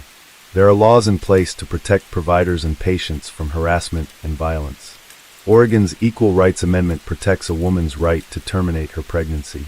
In addition, Oregon has a number of policies that make birth control accessible, including laws that allow pharmacists to prescribe birth control. Pharmacists can prescribe short-acting hormonal contraception, like the pill and the patch, without a doctor's visit. Women over 18 can start or continue birth control care with a pharmacist, and patients under 18 can continue a prescription from a clinician. Now, that can be pretty ambiguous. When I was in high school, and this was in the late 90s, students could go to the school nurse, and that counted as a clinician. Furthermore, Plan B is available without a prescription to students 17 and older, and is free to students who qualify for Oregon contraceptive care or following an assault. It's also important to note that many different brands of emergency contraception can be purchased online through Amazon. Oregon also has a law that allows anyone who qualifies to receive free sexual and reproductive health care, regardless of citizenship status. Oregon also has safe haven laws that allow parents to give up their newborns at authorized facilities without legal consequences. The law applies to infants who are 30 days old or younger and show no signs of mistreatment. These facilities include hospitals, doctors' offices, birthing clinics, police stations, sheriff's offices, and fire departments. While France does not have explicit safe haven laws, mothers can give birth anonymously and for free in a hospital if they plan to put the baby up for adoption. So the assumption that Mia was forced to do what she did simply because she had no other option is wrong. As explained, Mia not only had options, but she had many options before it got to this point. And unlike many of the previous cases that we've covered on this channel, she cannot use poverty or poor education as an excuse. Was she scared? One could reasonably assume so. But this is why parents need to be having frank and open discussions with their teenagers. That type of dialogue is what can prevent these tragedies from happening. Many of you will remember when we covered Alexi Treviso's case last year. If not, we'll be sure to link her story for you in the pinned post in the description. To recap, Alexi was a New Mexico high school senior and member of her school's cheerleading squad. Like Mia, Alexi was harboring a secret. Instead of coming clean, she went about her business as usual, cheering at basketball games, attending her senior prom with the baby's father, and getting ready to attend college at the New Mexico State University in Las Cruces in the fall. When she eventually went into labor, she still couldn't face reality. Instead of coming clean to her mother and hospital staff, both of whom were concerned for her well-being, Alexi gave birth in a bathroom stall in the hospital and proceeded to throw the baby in the wastebasket, where he was discovered by a cleaning lady shortly after. She described the scene as a gory massacre. After the gruesome discovery, the hospital phoned the police, who first spoke with charge nurse H.D. Holliday. That bag opened to see the baby in the bottom, if you would look in the trash.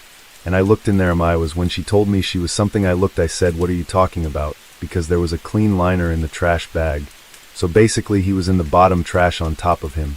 And then another clean liner put on one person, asked me about the baby, if it was alive, if it was dead, if it was a boy. As a girl, no one asked me anything. No, she didn't even have a patient. No, she didn't ask. The only thing she started doing was crying, and started talking about she didn't know what to do. There was no concern for the baby.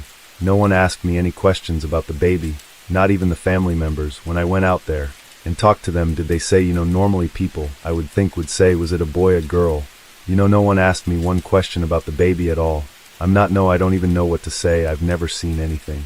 Like it, I've seen women that are only married or not married but I'm pregnant for 6 weeks, and they lose their baby, and they're a mess, I mean that girl went into that bathroom, made no sounds at all, and a baby came out of her. And I don't even know how she functioned. That way the only thing that upsets me the most is I understand she was scared, and I think her mother had a big dynamic on her.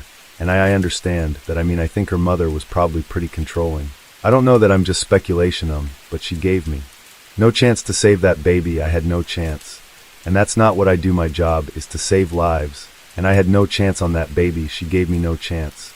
And we are a facility that you can drop the baby off, no questions asked, I don't even, you can just leave the baby and go. I don't care, as long as you bring the baby to safely. You're not one of those type of hospitals. So it's hard to fathom what was going on in her mind. Finally, the police, along with hospital staff, proceeded to confront Alexi and her mother about what they had found in the bathroom.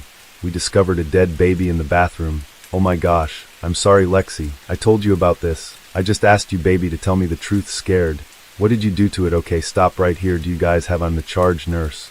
Or if you guys have any questions for me, like how big is the baby? It's full term. What, 9 months? Lexi, have you watched the news of the girls that what they do to their babies and what they go to jail? Any other questions? Okay. So as of right now, I'm going to say this, we're going to have the detectives come over here and they're going to talk to you. Okay. We have to gather some more information about what's going on. Don't get your statement. They're going to get the doctor's statements. They're going to get everybody's statements. Okay. So I don't know everything yet. Okay. So I'm not going to tell you right now. Right now she's being detained, so she's not going to leave from here at all, period. Okay. So one of us is in your custody. Yeah, she's detained. Yeah, she's not under arrest, but she is detained. Okay. She's not free to leave. So while this whole thing is coming up, is you're not free to leave. Okay. One of us will be in here the whole time with you, because you're not going to try to leave or nothing like that. Now, Lexi's case isn't even an anomalous case. We've covered several cases over the past few years where a mother gave birth to a baby and attempted to hide her pregnancy. 2 cases in particular that stand out are the cases of Skylar Richardson and Kenesha Berry. Both of these mothers claimed their babies were stillborn, and both of their cases had very different outcomes. Skylar was found guilty of abuse of a corpse and received 3 years probation, which were ended early by the court. Kenesha, however, was initially sentenced to death, but May of 2007 her sentence was overturned and she was resentenced to life in prison with a possibility of parole after 40 years. Finally, there was the case of Jakayla Williams, who knowingly threw her newborn into a trash compactor simply because, and these are her words, babies are too expensive. Her case, as well as Alexi Treviso's case, have yet to reach a conclusion. So where does this leave us with regards to Mia McQuillan? We'll have to see. In France, the charge of murder is punishable by up to 30 years in prison. However, France actually has stricter laws for those who seek to hurt children. Murder of a child under the age of 15, which is what Mia is facing, could send her to prison for life. And no matter where you stand on the aisle, when it comes to access to birth control and reproductive health care, that baby boy didn't deserve to come into this world only to be hurled from a second-story window and into the garbage. Case 5. 30-year-old Kira Steger was a confident and driven woman who worked as a manager at Delia, a clothing store. Kira was just very self-motivated. She loved her job. She really took a lot of pride in it. A lot of the people enjoyed coming to work and working with her. She would always somehow find a way to say the perfect thing to help make you feel better. She had a rare talent for recognizing strengths in others, qualities they often overlooked in themselves. Full of ambition and optimism, Kira envisioned a future that seemed bright and full of possibility. But sadly, on Thursday, February 21st, 2013, things took a disturbing turn for the worst. After finishing her shift that day, she told her friend Jasmine about her evening plans. She was looking forward to a romantic date night with her husband, a night they had planned to spend at the mall. Kira had met Jeff, where Kira was working as a bartender at the time. She moved to Minnesota with Jeff. They would spend time watching movies together, going to the mall, maybe having a couple of drinks, talking. She seemed to be happy with where she was at the time, so I was happy for her. To those who knew them, Kira and Jeff appeared to be a happy, strong couple. Like any marriage, they likely had their disagreements, but whatever challenges they faced stayed behind closed doors. At least, that's what their friends, family, and coworkers believed. So when Kira didn't show up for work on Saturday, 2 days after her planned date night, her colleagues became alarmed. This was entirely unlike her. Known for her punctuality and discipline, Kira was never one to be late and always adhered strictly to her schedule. Concerned, Jasmine repeatedly tried calling her, but Kira's phone remained silent. Eventually, she managed to reach Kira's husband, Jeff Trevino. He picked up, but claimed to have no idea where his wife was, saying she had left home early the previous morning and never returned. Jeff didn't appear particularly worried or upset. He explained that Kira occasionally went off the radar for a day or two, sometimes staying with friends or visiting family without prior notice. The only thing that gave him slight concern was the bad weather that day. Snow had been falling heavily all day. He guessed she might have run into trouble on the road, maybe got stuck somewhere with a dead phone battery. But as time passed with no sign of Kira, even Jeff began to feel uneasy. That same day, he filed a missing person report and reached out to Kira's family. After filing the missing person report for Kira Steger, detectives wasted no time launching their investigation. As in most cases, the first step was to question the spouse and those closest to her, and this case was no exception. Detectives went to Jeff's home to speak with him, where they discovered that he and Kira weren't the only ones living there. Another man, Matt Roth, also shared the residence. Jeff told investigators that Kira had left the house around 8:30 a.m. on Friday, heading to work for an event she was required to attend. He insisted that she had been acting completely normal that morning, and he hadn't noticed anything out of the ordinary. Jeff didn't find anything unusual about Kira occasionally disappearing, even though he had no idea where she was or who she was spending time with. He mentioned that their relationship had been facing some challenges over the past couple of months, but he didn't think it was anything major or worrisome. He saw it as just the usual disagreements that happen in any marriage. Investigators put out an APB for Kira and her missing vehicle. Meanwhile, they decided to visit the Mall of America, the location where she and Jeff had planned their date night, to check if his story held up and to look for any potential leads. The Mall of America is the largest shopping center in the state, so it was naturally equipped with a large number of surveillance cameras. To uncover any useful information, detectives had to comb through hours of footage. Although this was a time-consuming and tedious process, there was no alternative. Working alongside a video expert and forensic specialist, the detectives began reviewing the footage from 6 p.m., the time when Kira had finished her shift. On the video, they spotted a couple entering the frame from the left side near the escalator, with the man holding a yellow bag. It was Kira and Jeff. They were heading toward the mall's exit. The footage showed them leaving the mall and walking toward the parking lot exactly as Jeff had described, and the timing matched perfectly. Unexpectedly, new details caught the detectives' attention. They rewound the footage and carefully re-examined the moment when Kira and Jeff left the mall. This time, they spotted 3 men entering the frame. One of them appeared to recognize Kira, glancing her way and whispering something to his friends. Meanwhile, Kira and Jeff walked on, seemingly unaware that anyone was paying attention to them. The detectives then switched to the parking lot cameras. The couple was seen heading down to the underground parking, and after a short time, a white car was spotted driving away.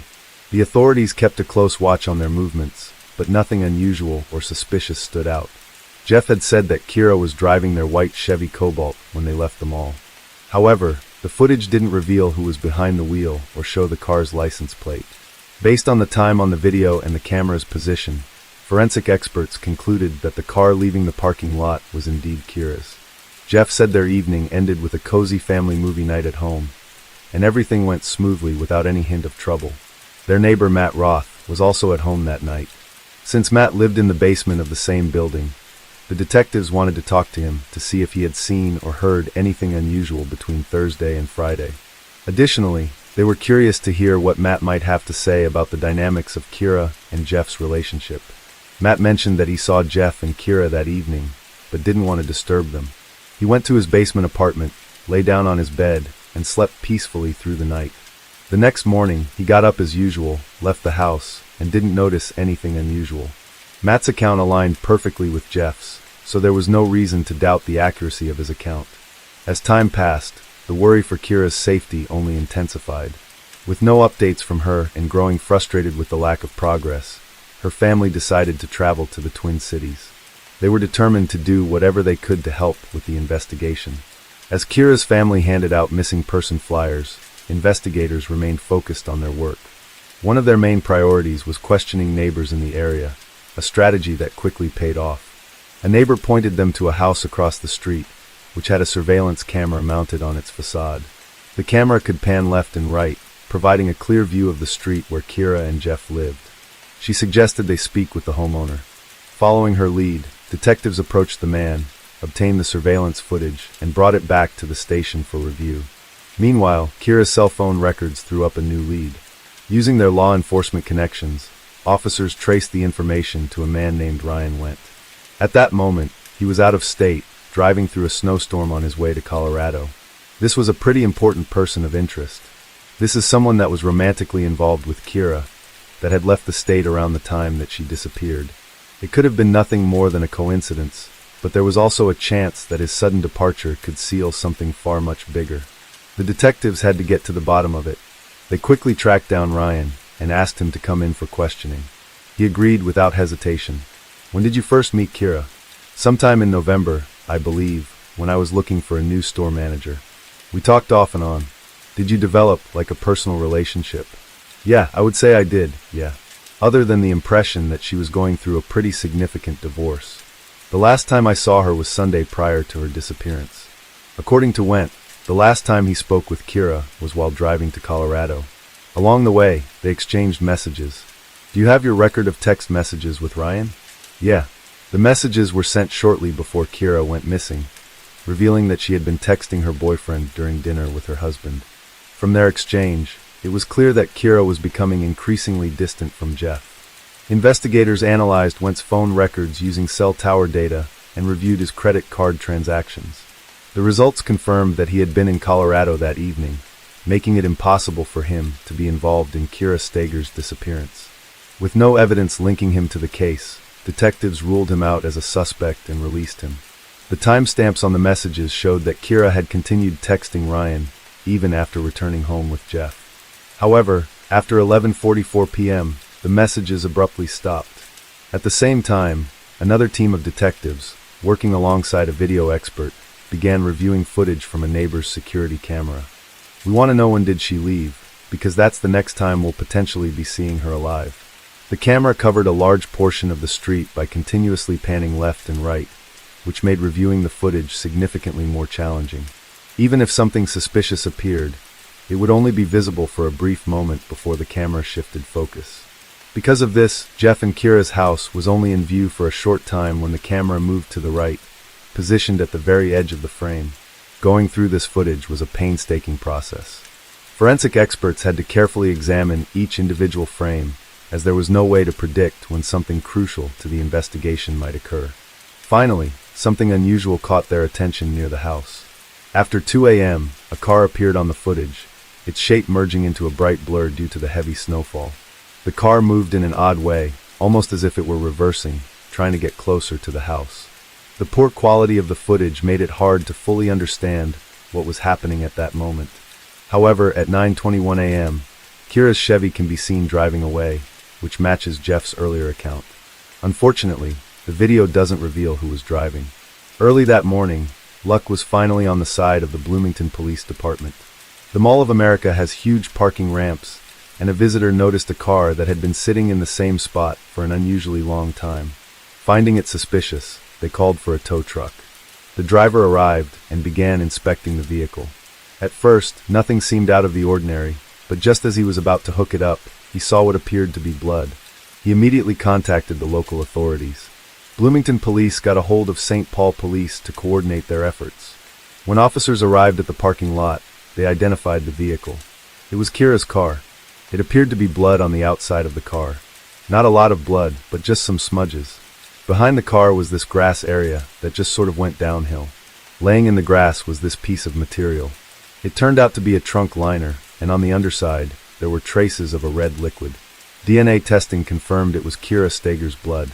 With this grim discovery, her case was no longer a missing person investigation. Bloomington police were now dealing with a homicide under mysterious circumstances. For Kira's family and loved ones, this news was devastating.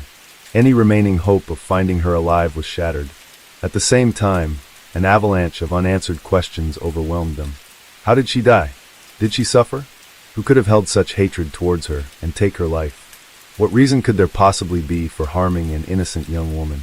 The unbearable sense of helplessness tore them apart, and with Kira's body still missing, their grief felt even heavier. the lack of closure making their pain all the more excruciating. Without having the body, it was pretty devastating. We wanted to have a funeral and be able to have her back in some form or another and be able to say goodbye. Meanwhile, investigators continued their meticulous and methodical work. After locating Kira's car in the parking lot, their next priority was determining how and when it got there, and most importantly, who had driven it. With no surveillance cameras inside the parking structure, detectives had to rely on footage from the mall's exterior cameras to find clues. At around 9:45 a.m., a car matching Kira's white Chevy was spotted on video, turning toward the mall's parking lot. Detectives then reviewed the footage from a camera near the parking entrance. Not long after the car entered, a man appeared on screen, walking away from the lot toward the mall. At first glance, it was difficult to make out what was happening. However, upon closer examination, detectives saw the man was heading straight to the taxi cab stand. He briefly spoke with one driver before getting into another taxi and leaving. Detectives immediately set out to identify which company operated the taxis stationed outside the mall. This cab company were equipped with GPS tracking devices. And they tracked it, not Jeff and Kira's block, but the next block over. Investigators returned to the moving camera from Jeff and Kira's neighbor, hoping to spot the taxi. The video review began at 10:40 a.m. Finally, a taxi appeared on the footage, driving past Kira and Jeff's house. It entered the frame from their direction and continued down the street without stopping, at least not anywhere visible on camera. Moments later, an unidentified person came into view. It appeared they had exited the same taxi a few streets away from Kira's home. One striking detail stood out. Their hoodie featured a distinct pattern on it, possibly a logo or emblem, though the footage was too grainy to make out the exact design. Detectives followed the individual's movements as he made his way directly toward Jeff and Kira's house. Then, in a brief but significant moment, the person was caught on camera again, this time standing right at the front door. Now, investigators had two critical questions. Who was this person, and why did he put Kira's vehicle with blood at the Mall of America? Naturally, Jeff became a prime suspect, but proving that he had done something illegal was difficult. The investigators had no choice but to take the next logical step, securing a warrant to search the house for any potential evidence that might still be there. It's unclear why this wasn't done at the beginning of the investigation. From the outside, and even inside, the house seemed completely normal with 3 small bedrooms. Forensic experts carefully examined every inch of the place. Soon enough, their hard work paid off. Right beside the edge of the bed, they discovered a stain, some kind of dried liquid. It strongly resembled blood. Similar stains were also found on the mattress. Forensic specialists sprayed luminol to uncover any hidden or faint traces, and you won't believe what they found. The entire carpet lit up with spots, revealing stains in the bedroom, hallway, kitchen, and even on the stairs. It was also evident that the perpetrator had attempted to clean the carpet, likely using a vacuum cleaner in an effort to erase the evidence. All of these stains were identified as Kira's blood. Along with searching the house, the police also inspected Jeff's SUV. No blood or signs of a struggle were found. However, they did find something interesting. A receipt showing a payment made with a card for gasoline at a local gas station. The transaction occurred exactly an hour and 40 minutes before Kira's car was left at the Mall of America parking lot. Why did Jeff go to the gas station at 8 a.m.? And more importantly, why hadn't he mentioned this to the investigators? The police decided to visit the gas station to do what? That's right, to review the surveillance footage. On their way to the station, the investigators had already developed a theory about what happened that fateful night, though it still needed to be verified. The footage showed Jeff filling up his car, withdrawing cash from an ATM, and then heading back outside. The video quality was excellent, his face was easy to identify, and it was clear what he was wearing. He had on the same sweatshirt with a large pattern on the chest as the person seen on the neighbor's security camera. With this new evidence, Jeff Trevino became the prime suspect in Kira Stegger's murder, and he was soon brought in for questioning. Kira's body had not been found, and no one knew where she was. While investigators strongly suspected she was dead, they needed more concrete proof. I'm going to use my right to remain silent until I can speak to my attorney. In the end, Jeff chose to remain silent during the interrogation, a choice that was both frustrating and disheartening. We don't have as much evidence as we want, but we have enough to charge him and hope that we would be able to find additional evidence. To prove murder, you have to prove that somebody is dead. We didn't have Kira or her body, and it was a huge problem. Using dental records, the body was identified as Kira Steger. Kira had been put in the river without any clothes. There was an injury on Kira's forehead, and then on her right hand, her pointer finger had been snapped, and it was a fresh break. There was no healing, so that happened before she died. It was clear it was a fresh break, with no signs of healing, indicating that it happened before her death. With this new information, the detectives began to piece together a theory of the tragic events that occurred that evening. Kira had spent the evening with her husband, but throughout the night, she was continuously texting her boyfriend. She did so both during dinner at the mall and after returning home. Most likely, her actions didn't go unnoticed by Jeff. From the start of the evening, he began feeling increasingly hurt and angry toward Kira. Initially, he tried to casually ask who she was messaging so much, but when Kira refused to show him her texts, he lost control. In his rage, he grabbed her arm and forcefully took her phone, breaking her finger in the process. But that wasn't enough for him. He then struck Kira on the head with a glass, causing the wound on her forehead. Then, Jeff calmly used a pillow to suffocate Kira, cutting off her air supply. Realizing the crime he had committed, he quickly worked to erase any evidence, putting together a plan to hide the evidence. He moved Kira's car closer to the house, placed her body in the trunk, and drove to a river where he discarded it in the water. The following morning, he withdrew some cash, preparing to take a taxi back home. Afterward, he drove Kira's car to the Mall of America and left it there. He then took a taxi, which brought him almost to his doorstep. Through all of his actions, Jeff tried to make it seem like nothing unusual had happened and that he had no involvement in his wife's disappearance. But as we all know, sooner or later, everyone must face the consequences of their actions. On November 25, 2013, Jeff Trevino was convicted of the second-degree murder of his wife, Kira Steger, and was sentenced to 27.5 years in prison. Kira will always be remembered by those who loved her as a kind and bright person who brought joy and optimism to everyone around her, always willing to support anyone in need. And that's why I will never feel that loved ever again. Case 6. 50-year-old Michelle Summers lies motionless in the bathtub. Unable to comprehend her mother's disturbing state, panic and desperation take hold as Ada screams for her father to help. Martin bursts into the bedroom upon hearing his child's desperate cries, only to find Michelle slumped over in the bathtub and Ada crying uncontrollably. To shield Ada from further distress, he instructs her to seek help from the neighbors. Once Ada leaves, Martin immediately dials emergency services while desperately administering CPR to his wife. Pleasantville Police Department. I need an ambulance right now. Okay, what's the problem, sir? Sir, what's wrong? I've fallen in the bathtub.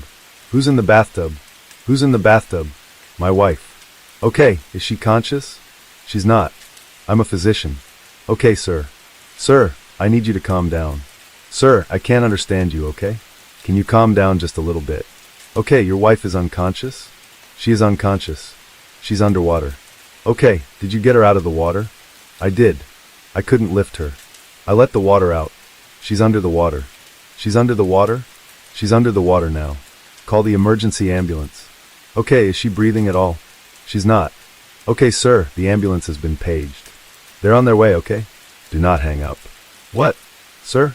The operator is left clueless as the line goes suddenly dead. Frantic to trace the address, the operator reaches out to a colleague for help. Was it 305? Did he get west or south? He didn't. And we tried to get that out of him, and then he didn't connect it, and nothing came up on our caller ID. Okay, I know it's a gayness community we have, so I know. Okay. I wonder. Could it have been 3305 Milk Street? I wonder. It could have been. It sounds like he said 305, because he said 305. I cut the 305 at once. Yeah, it's 3005 Milk Street, okay. 3005 Milk Street? Yeah, do you have a callback number by chance? No, we didn't. Okay, let's call for a screen. No name or nothing. No. Okay. Okay, alright, thanks. When the operator calls Martin back, she realizes that the situation has spiraled into something far more dire.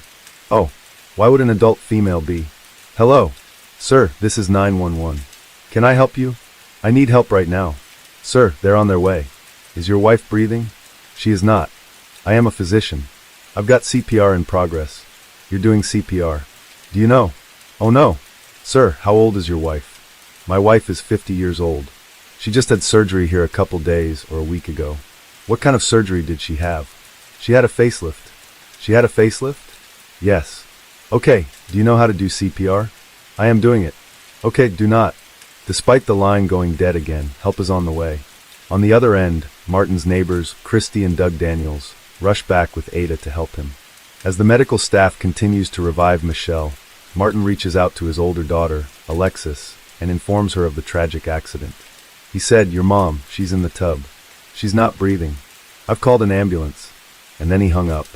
But before Alexis could fly home, Michelle is pronounced dead moments after her transfer to the hospital.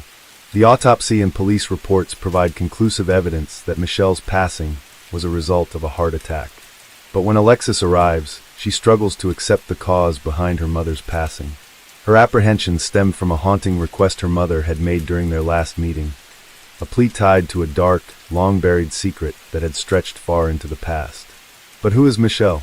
According to her sister, she is the best kind of sister anyone could ever wish for. She entered different pageants. She won Homecoming Queen. And she did modeling. She was an exchange student over in Switzerland. She excelled at everything. After meeting at a singles event at a California church, Michelle and Martin eloped almost immediately to get married. The marriage grew fulfilling each day as the couple welcomed 4 children. It's now 11:45 in the morning. We're waiting for our doctor, Stephen Williams, to come and induce Michelle. This will be our 3rd baby. Guess who's here, Rachel? Hey, that's your new sister. Rachel, Vanessa, Alexis, and Damien in just 5 years. Martin fast-tracked his medical degree and residency, completing both in just 4 years. By 1987, he was working as a physician in the ER, and was known for his generosity, often advising patients free of charge who couldn't afford it. His career peaked when the Utah governor appointed him as medical director of the Utah Development Center. He also served as an LDS bishop, further cementing his respected status in the community. Martin and Michelle were seen as the ideal family, admired, well-respected, with devoted children. Martin was their role model, while Michelle was their unwavering pillar of support. Driven by their desire for a larger family, the couple adopts 4 more children, Giselle, Ella, and Sabrina from Ukraine, and Ada, who's actually their granddaughter. But behind the facade of success and devotion lay secrets that would unravel everything. Indoors, the couple's marriage was a battleground of frequent clashes when Michelle caught Martin watching explicit content. Each time she confronted Martin about his concerning habits and behavior, he threatened to end his life, forcing Michelle to bury the issues. For years, the couple hid the turmoil from the children and the community. Yet, the truth can only remain hidden for so long. When Martin turned 50, his behavior took a sharp turn. The sudden change was impossible to ignore, and the older children noticed something was off about their father. When my father turned 50, he started acting very strangely. I thought he was just going through a midlife crisis at first. He became just very obsessed with losing weight and his appearance. He'd go into tanning salons. He lost weight. He lost weight. He'd start exercising just all the time, just in the middle of a conversation, jumping and doing push-ups, things like that. Really bizarre. Really strange. Very out of the ordinary. According to ABC News, Michelle grew suspicious of an extramarital affair, but found no proof to provide any basis for her doubts. Michelle had worked as a model in the past, and had always come across as very accepting of her aging. But in March of 2007, something changed. Michelle surprised her family by announcing that she was getting a facelift. Mom said, "I'm going to meet with a plastic surgeon. Your father wants to get me a facelift." She's got a makeup on. Like anyone getting older, you have things that you don't like, and so my dad's trying to do something nice for her. She told me, she said, your dad's trying to look all better. Maybe I will too. Despite her apprehensions with her mother's drastic decision, Alexis volunteered to return home during her break to assist in her mother's recovery post-surgery. I actually went to the consultations with her to meet this plastic surgeon, and she told him all of her concerns, saying maybe I'll wait until the summer. I would be home from medical school for my summer break, and so I could be there and can help with the recovery. And my dad said, "Oh no, Alexis, you have spring break coming up in a week. Let's do it then." My dad was very pushy. Post-surgery, Michelle developed symptoms that are not consistent with the procedure's side effects. She is constantly drained and drowsy. As a med student, Alexis checks her mother's prescriptions and discovers heavy sedatives on the list that are prescribed by a licensed doctor. Given that the prescription is written by a medical professional, Alexis seems convinced of the medication. But her mother's behavior grows suspicious each day. Despite being blindfolded by bandages, she asks Alexis to hand over the medications so that she can identify them by touch. The strange request unnerves Alexis, pushing her to confront her mother. Michelle shares her suspicions about Martin being involved in something sinister and having an affair, adding to the already shocking revelation. Michelle says something that makes Alexis' blood run cold. She started to cry. She said, "If anything happens to me, make sure it wasn't your dad." And I said, "Mom." I kinda got upset. As Alexis continues to reel in the shock of her mother's suspicions, she also resists her father's demands to leave him alone with her mother while he administers the medicines to her. But as Michelle's health improves substantially, Alexis leaves for university after her spring break, putting behind her mother's suspicions. But here she was now, only a week later, flying back home after listening to her father's panicked cries over the call. As Alexis stomachs the devastating news about her mother's passing, her haunting last request makes her uneasy. As soon as Martin leaves the house, Alexis bolts to her mother's room to count every pill in the prescription bottle. To her dismay, every bottle is empty. When she inquires about the missing pills with her brother, Damien, and his girlfriend, Aileen, she discovers that Aileen has flushed the pills after returning home from the hospital at Martin's request. It made him too sad looking at her having her medication there. As soon as I heard that, things were just starting to add up. Determined to discover the truth, she remembers Michelle had shared Martin's phone account login with her a month ago. Little did she know then that this account is going to expose the beginning of a sinister plan. And we found this number that he'd been calling a lot. The name of the person popped out. Gypsy Jillian Willis. The barrage of text messages and the call durations from the number makes Alexis wonder if Gypsy could be her father's lover, like her mother had suspected. But when she confronts her father, she endures a side of him that she hadn't considered in her worst nightmare. Angered by her accusations, Martin assaults and violates Alexis in the bedroom. Reeling from the truth about her father, Alexis turns to her sister, Rachel, and their aunt, Linda, who had always harbored doubts about her sister, Michelle's sudden death. However, she doesn't share about the assault with her family. Her father's behavior convinces Alexis that her mother was right about Martin's infidelity all along. But proving that he had anything to do with her death would be another matter. Alexis and Linda decide to approach authorities to reinvestigate Michelle's death. Since the autopsy and toxicology reports showed no evidence of foul play, the police dismissed Alexis' claims. Meanwhile, Martin's behavior grows more suspicious as he rushes to organize the funeral and bans all of Michelle's family from attending it. At the funeral, Martin talked mainly about himself and not so much Michelle. Alexis and Rachel were appalled. After the funeral services, Martin introduces Gypsy to the family and announces that she will be the new babysitter for the younger children. Alexis has already confronted her father, but now a cold realization hits her. Gypsy is not going to just be the babysitter, and in that moment, everything changes for the family. While the family was only getting to know about Gypsy now, Martin knew about her intimately. Both had met online, sparking an affair. Even though Gypsy was aware of Martin's marriage, she saw their relationship as a convenient arrangement for both. But now Gypsy had moved into Martin's house, hinting that this relationship had grown to become more serious. The family soon discovers that Gypsy was hiding disturbing secrets about her personal life. She doesn't care who gets hurt. She doesn't care what circumstances are ruined. The happy couple continues to proceed with their plans. Just 3 months after Gypsy moves in, Martin proposes marriage and plans to send the 4 younger children to California for adoption. Devastated by her father's decision, Alexis meticulously starts documenting his alarming behavior since her mother's death and files a detailed report with the police. In it, she recounts her mother's post-surgery fears, accusing Martin of tampering with her medication, and shares his sinister plans of giving her siblings away for adoption. This time, Alexis' claims gain traction when she alleges her father assaulted her during a confrontation about her relationship with Gypsy. The Utah County authorities hand the case over to a specialized investigative team. As investigators finally turn their attention to Michelle's case, they don't know yet that Martin and Gypsy are quietly weaving a scheme that is far more twisted. During the summer break, Martin sends one of his adopted daughters, Giselle, to Ukraine under the guise of reconnecting with her biological family. While he frames it as a short trip to explore her roots, 11 months pass and he makes no effort to bring her back home. When Alexis and Linda grow suspicious of Giselle's prolonged absence, Linda sends her daughter, Jill, to Ukraine. Jill discovers Giselle living in a squalor, still clinging to the hope that Martin will rescue her. When Jill finally brings Giselle back to the United States, authorities stop them at the airport and make a shocking accusation. They inform Jill that a Giselle McNeil with the same security number already exists. Martin had taken his own daughter, Giselle's social security number, and used it to create a new identity for Gypsy. He gave his girlfriend Giselle's name as well. They went to court and legally changed her birth date by 20 years.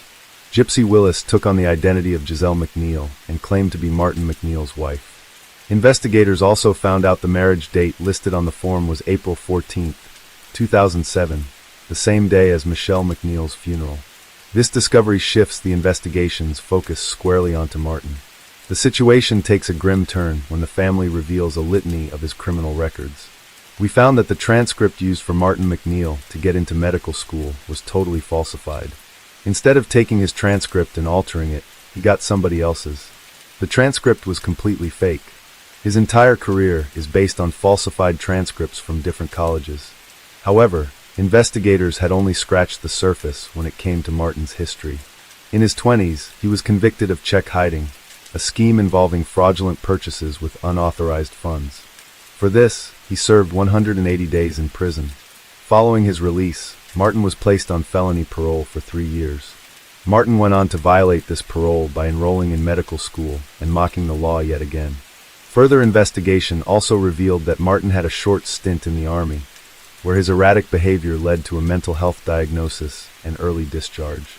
He went on to exploit this diagnosis, collecting government benefits for 30 years, all while pretending to be both a doctor and a lawyer with legitimate credentials.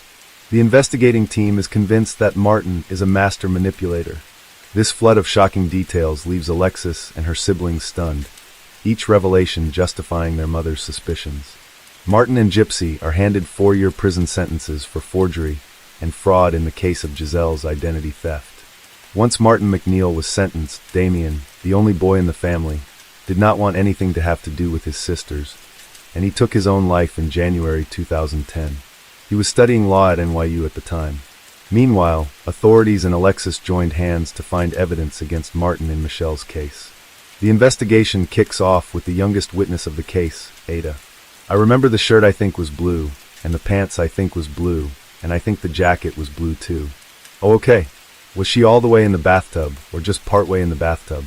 All the way. She was all the way in the bathtub. To further explain what she had witnessed, Ada draws a picture showing Michelle lying on her back in the bathtub with her eyes wide open and head above the water as the faucet poured onto her face. Ada insists that the water was red, a detail even the neighbors who had ran to assist Martin on that grim day are able to verify.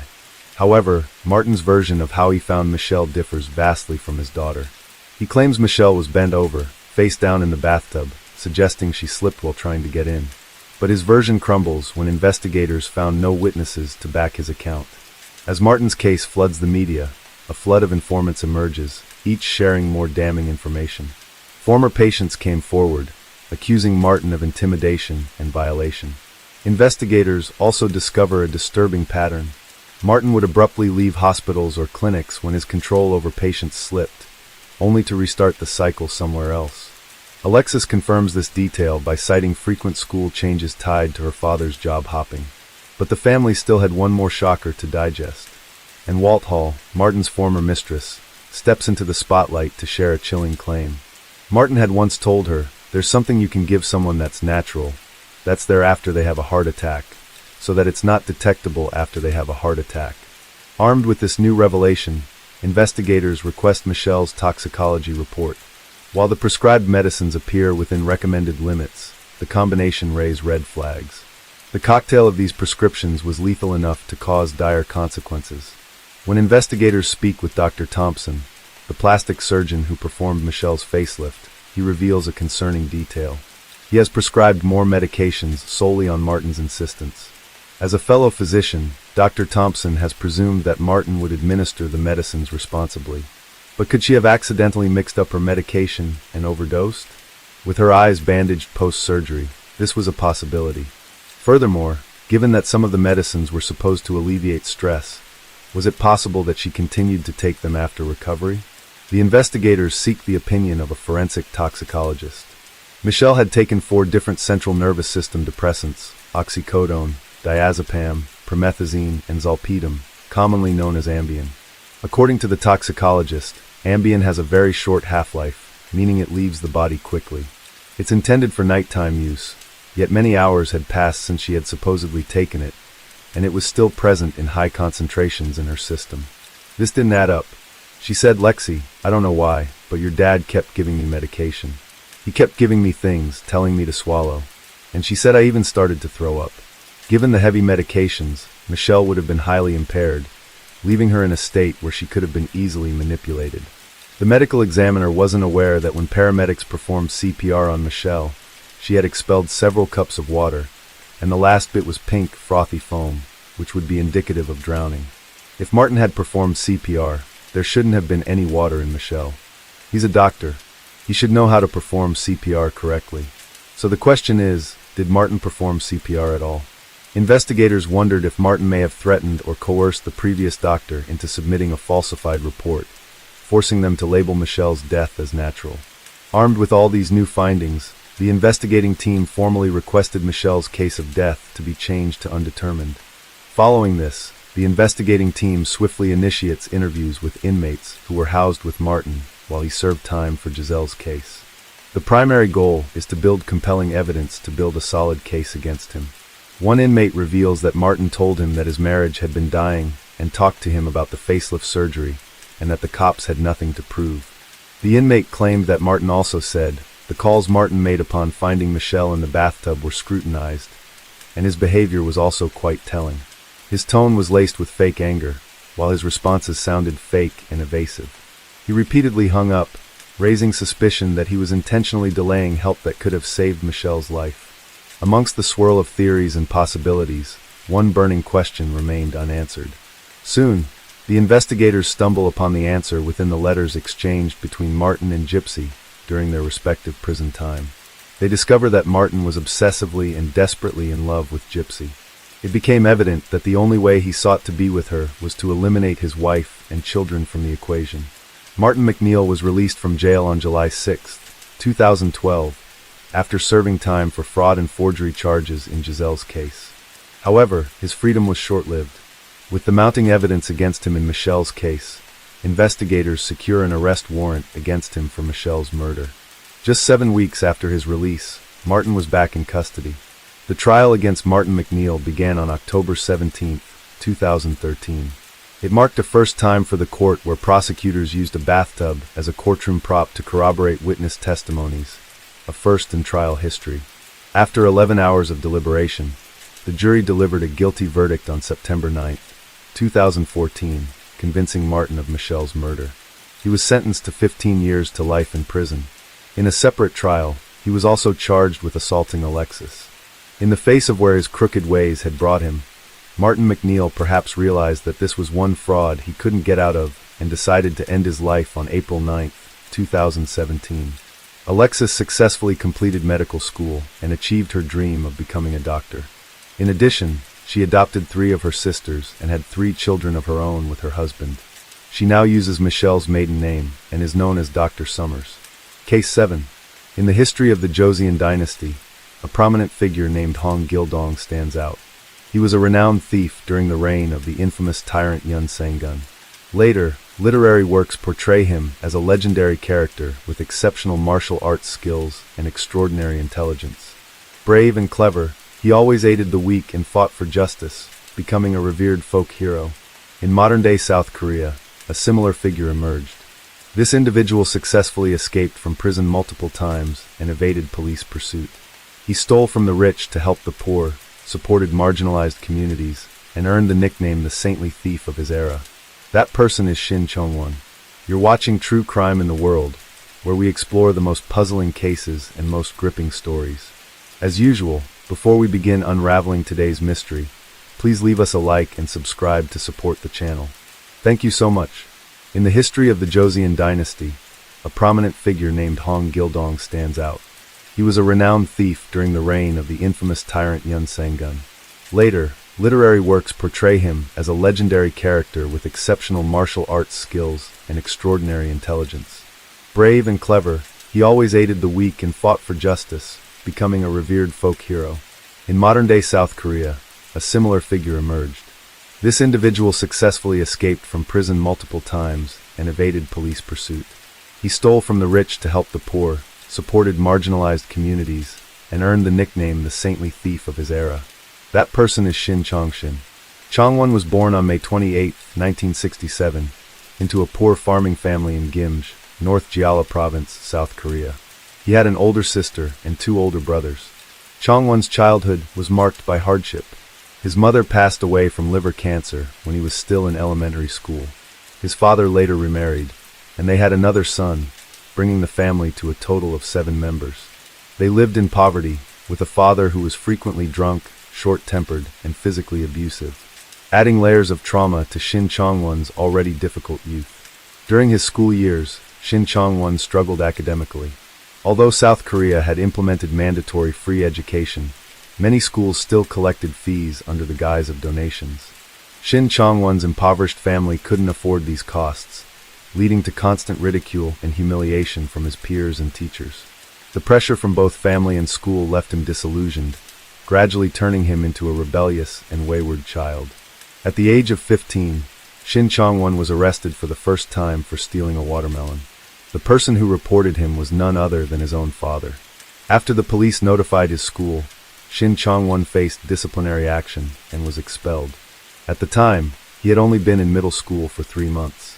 Still a minor, his father was given 2 options: take his son home, discipline him, and plead for the school to reinstate him, or send him to a juvenile detention center for others to reform him. Ultimately, Shin Chong-won's father chose to send him to the detention center, despite objections from those around him. During his time in the juvenile detention center, Shin Chong-won neither learned any lessons nor recognized his mistakes. After his release, he became even more audacious, frequently getting arrested for theft and fighting. His life soon became a cycle of crime and imprisonment. Later, he joined his accomplices in a heist, a decision that would irrevocably change the course of his life. In 1989, at the age of 22, Shin Chong-won was no longer satisfied with petty theft near his home. He and 4 friends from his village traveled to the capital, Seoul. There, the group of 5 robbed a stationery store. In the chaos, one of his accomplices attacked the store owner. A few days after the crime, 4 members of the group were arrested, while Shin Chong-won became a wanted fugitive. Even while on the run, he sustained serious injuries. After 6 months of hiding, he was finally captured. During the trial, though he was not deemed the mastermind, the robbery resulted in a fatality, and he was considered an accomplice. Ultimately, he was sentenced to life imprisonment and incarcerated at a prison in Seoul. After serving 5 years, Shin Chong-won was transferred to Busan Prison, a facility in Busan's Gangseo district, specifically for dangerous criminals, to continue his sentence. The prison, with a depth of 160 meters, was heavily fortified with 4.5-meter high concrete walls and a stringent security system, including 24/7 police surveillance. No one had ever successfully escaped from it before. Upon arrival, Shin Chong-won was placed in solitary confinement in cell number 26. The cell was sparsely furnished, with a bed near the door and a toilet inside. The rest of his life was confined within these 4 walls. Sometime later, Shin Chong-won discovered that the guards at the prison frequently used violence to discipline inmates. Under the brutal abuse of the guards, he began to harbor thoughts of escape. His years in prison had taught Shin Chong-won the art of observation. He seized every opportunity to study his surroundings and the guards' routines. Each night, lying on his bed, he mentally cataloged the resources available in the prison, searching for weaknesses. After a period of careful observation, he noticed a ventilation duct above the toilet in his cell, sealed with iron bars. If he could squeeze into the duct and navigate the pipes, it might lead him outside. From that moment, a plan to escape began to take shape in Shin Chong-won's mind. To avoid close monitoring, he made a concerted effort to behave well in prison, earning a reputation as a model inmate. During their sentences, all prisoners were required to perform community labor, with each assigned to different roles. Shin Chong-won was tasked with carpentry work, the first trade he learned in prison. Through his diligence and hard work, he gradually gained the trust of the prison authorities. Taking advantage of a moment when no one was paying attention, Shin Chong-won secretly took a small saw and hid it in the sole of his rubber shoe. In this way, he smuggled it back to his cell undetected. The ventilation duct in his cell was small, only 32 centimeters wide and 28 centimeters high, secured by two vertical iron bars, each 1.5 centimeters in diameter. Using a small saw to cut through the bars was a daunting task, not to mention the noise of sawing metal could easily give him away. But Shin Chong-won had already devised a solution. Every evening from 6 p.m. to 8 p.m., the prison broadcasted announcements and allowed the inmates a rare period of leisure time. Shin Chong-won used this window to mask the sound of his sawing. He worked methodically, sawing for just 20 minutes each day, never rushing. After each session, he carefully applied chewing gum to the grooves in the bars to conceal his progress. His caution was so meticulous that months passed without anyone noticing anything unusual. Even so, Shin Chong-won faced other challenges. Standing at 174 centimeters tall and weighing 80 kilograms, the ventilation duct was still too narrow for him to fit through, even without the bars. Undeterred, he persisted in sawing the bars daily while starting a strict diet to lose weight. Within 2 months, his weight dropped from 80 kilograms to 65 kilograms. After 4 months of persistence, his efforts at the ventilation duct paid off. Shin Chong-won had successfully cut through the 2 iron bars and slimmed down enough to fit. When he tested the duct, he was just able to squeeze through. Everything was now in place. All that remained was the right moment to act. However, the prison was under tight surveillance, with guards stationed in watchtowers at all angles. Evading their scrutiny was no easy feat, but perhaps fate was on his side. At that time, Busan Prison was preparing to build a chapel. The construction site became a blind spot for the guards, presenting a golden opportunity for Shin Chong-won's escape plan. After 8 years of imprisonment, the day he had been waiting for finally arrived. On January 20th, 1997, Shin Chong-won, then 29 years old, had meticulously prepared for his escape. As night fell, the prison's lights went out one by one, and the inmates gradually drifted into sleep. In his solitary cell, Shin Chong-won knew the moment had come. He quickly stood up, bent his knees, and covered himself with a blanket to create the illusion that he was asleep on the bed. Then, he moved to the ventilation duct, removed the iron bars he had previously sawed, and took them along as tools. He swiftly squeezed himself into the ventilation duct. In the stillness of the late night, Shin Chong-won was tense. He could hear his own heartbeat and ragged breathing. Crawling through the duct in complete darkness, he tried to make no sound to avoid detection. One wrong move, and all his prior efforts would be in vain. After some time, he successfully reached the outer wall of the building. The vent on the wall was about 3.4 meters above the ground, but Shin Chong-won no longer cared about the height. Gritting his teeth, he jumped down. After scanning the area to ensure no one was around, he dashed to the temporary construction site's outer wall. Using the saw and the 2 iron bars as tools, he frantically dug a hole through to the construction site. In the dead of night, the site was unmanned, allowing Shin Chong-won to carry out the rest of his escape plan unhindered. Having escaped his cell, Shin Chong-won climbed onto scaffolding and used a parachute cord from the construction site to scale the 4.5-meter-high prison wall, successfully breaking out. The entire process unfolded with intense drama over the course of 90 minutes. After escaping, Shin Chong-won felt a brief sense of relief and began the next phase of his plan. Despite years in prison, theft remained second nature to him. Within just 500 meters, he stole some clothes, a small amount of money, and a bicycle. He rode the bicycle to central Busan, then made his way from there to the capital, Seoul. Fortunately, throughout the night, no one in the prison noticed his absence, giving Shin Chong-won precious time to flee. It wasn't until the next morning during the prisoner roll call that the guards discovered Shin Chong-won was missing from cell number 26. News of the breakout at Busan prison quickly spread through the media, capturing widespread attention in South Korea. Many citizens grew anxious for their safety and criticized the prison for its lax oversight. In truth, the prison had been negligent, but they never imagined Shin Chong-won would escape in such a manner. Upon arriving in Seoul, Shin Chong-won initially hoped to use the carpentry skills he had learned in prison to find legitimate work. However, Wanted posters with his face were plastered everywhere, offering a reward of $5.5 million, equivalent to over $3,600 at current exchange rates.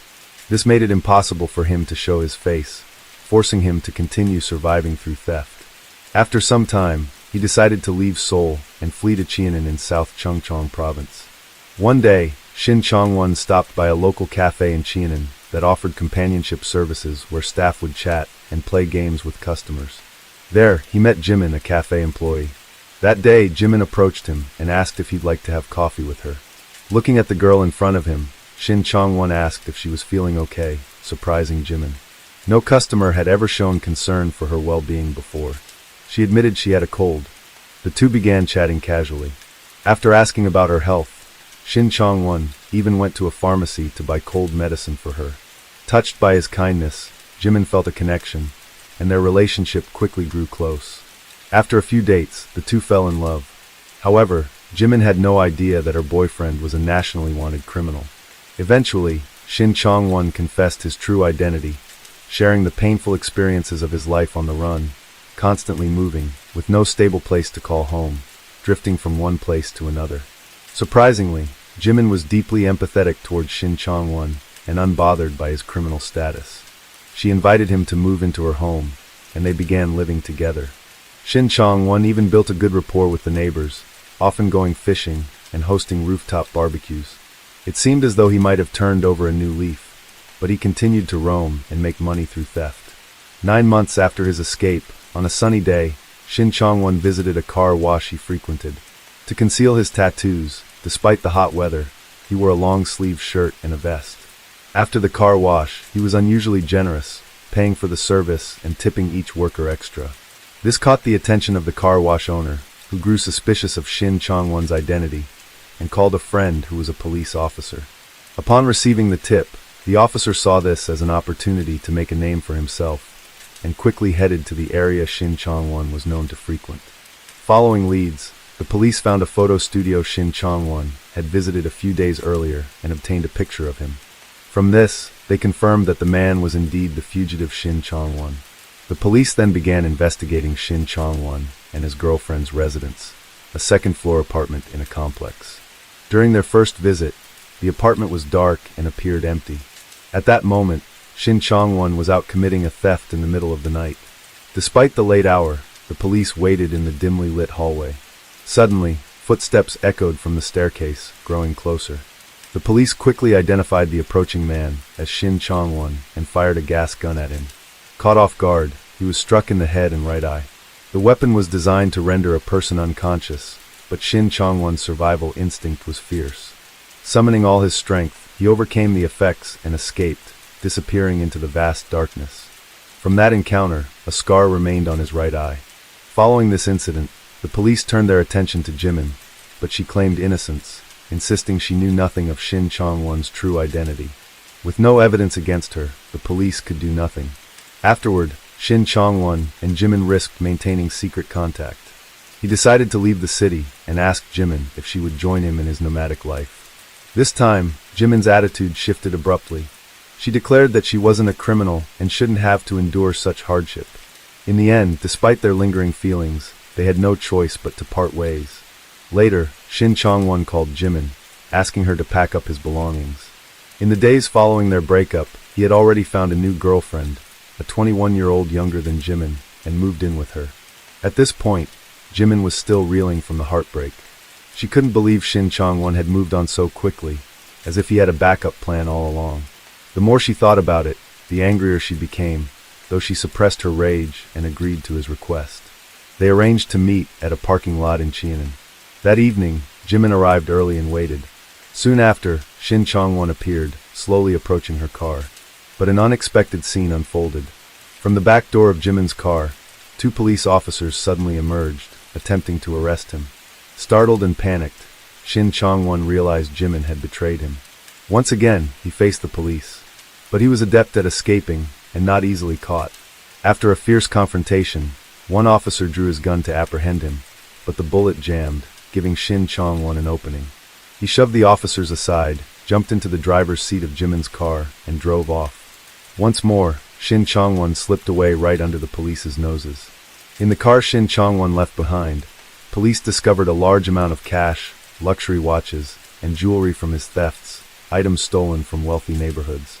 They also found a wig, several stolen citizen ID cards, fake license plates, and a diary.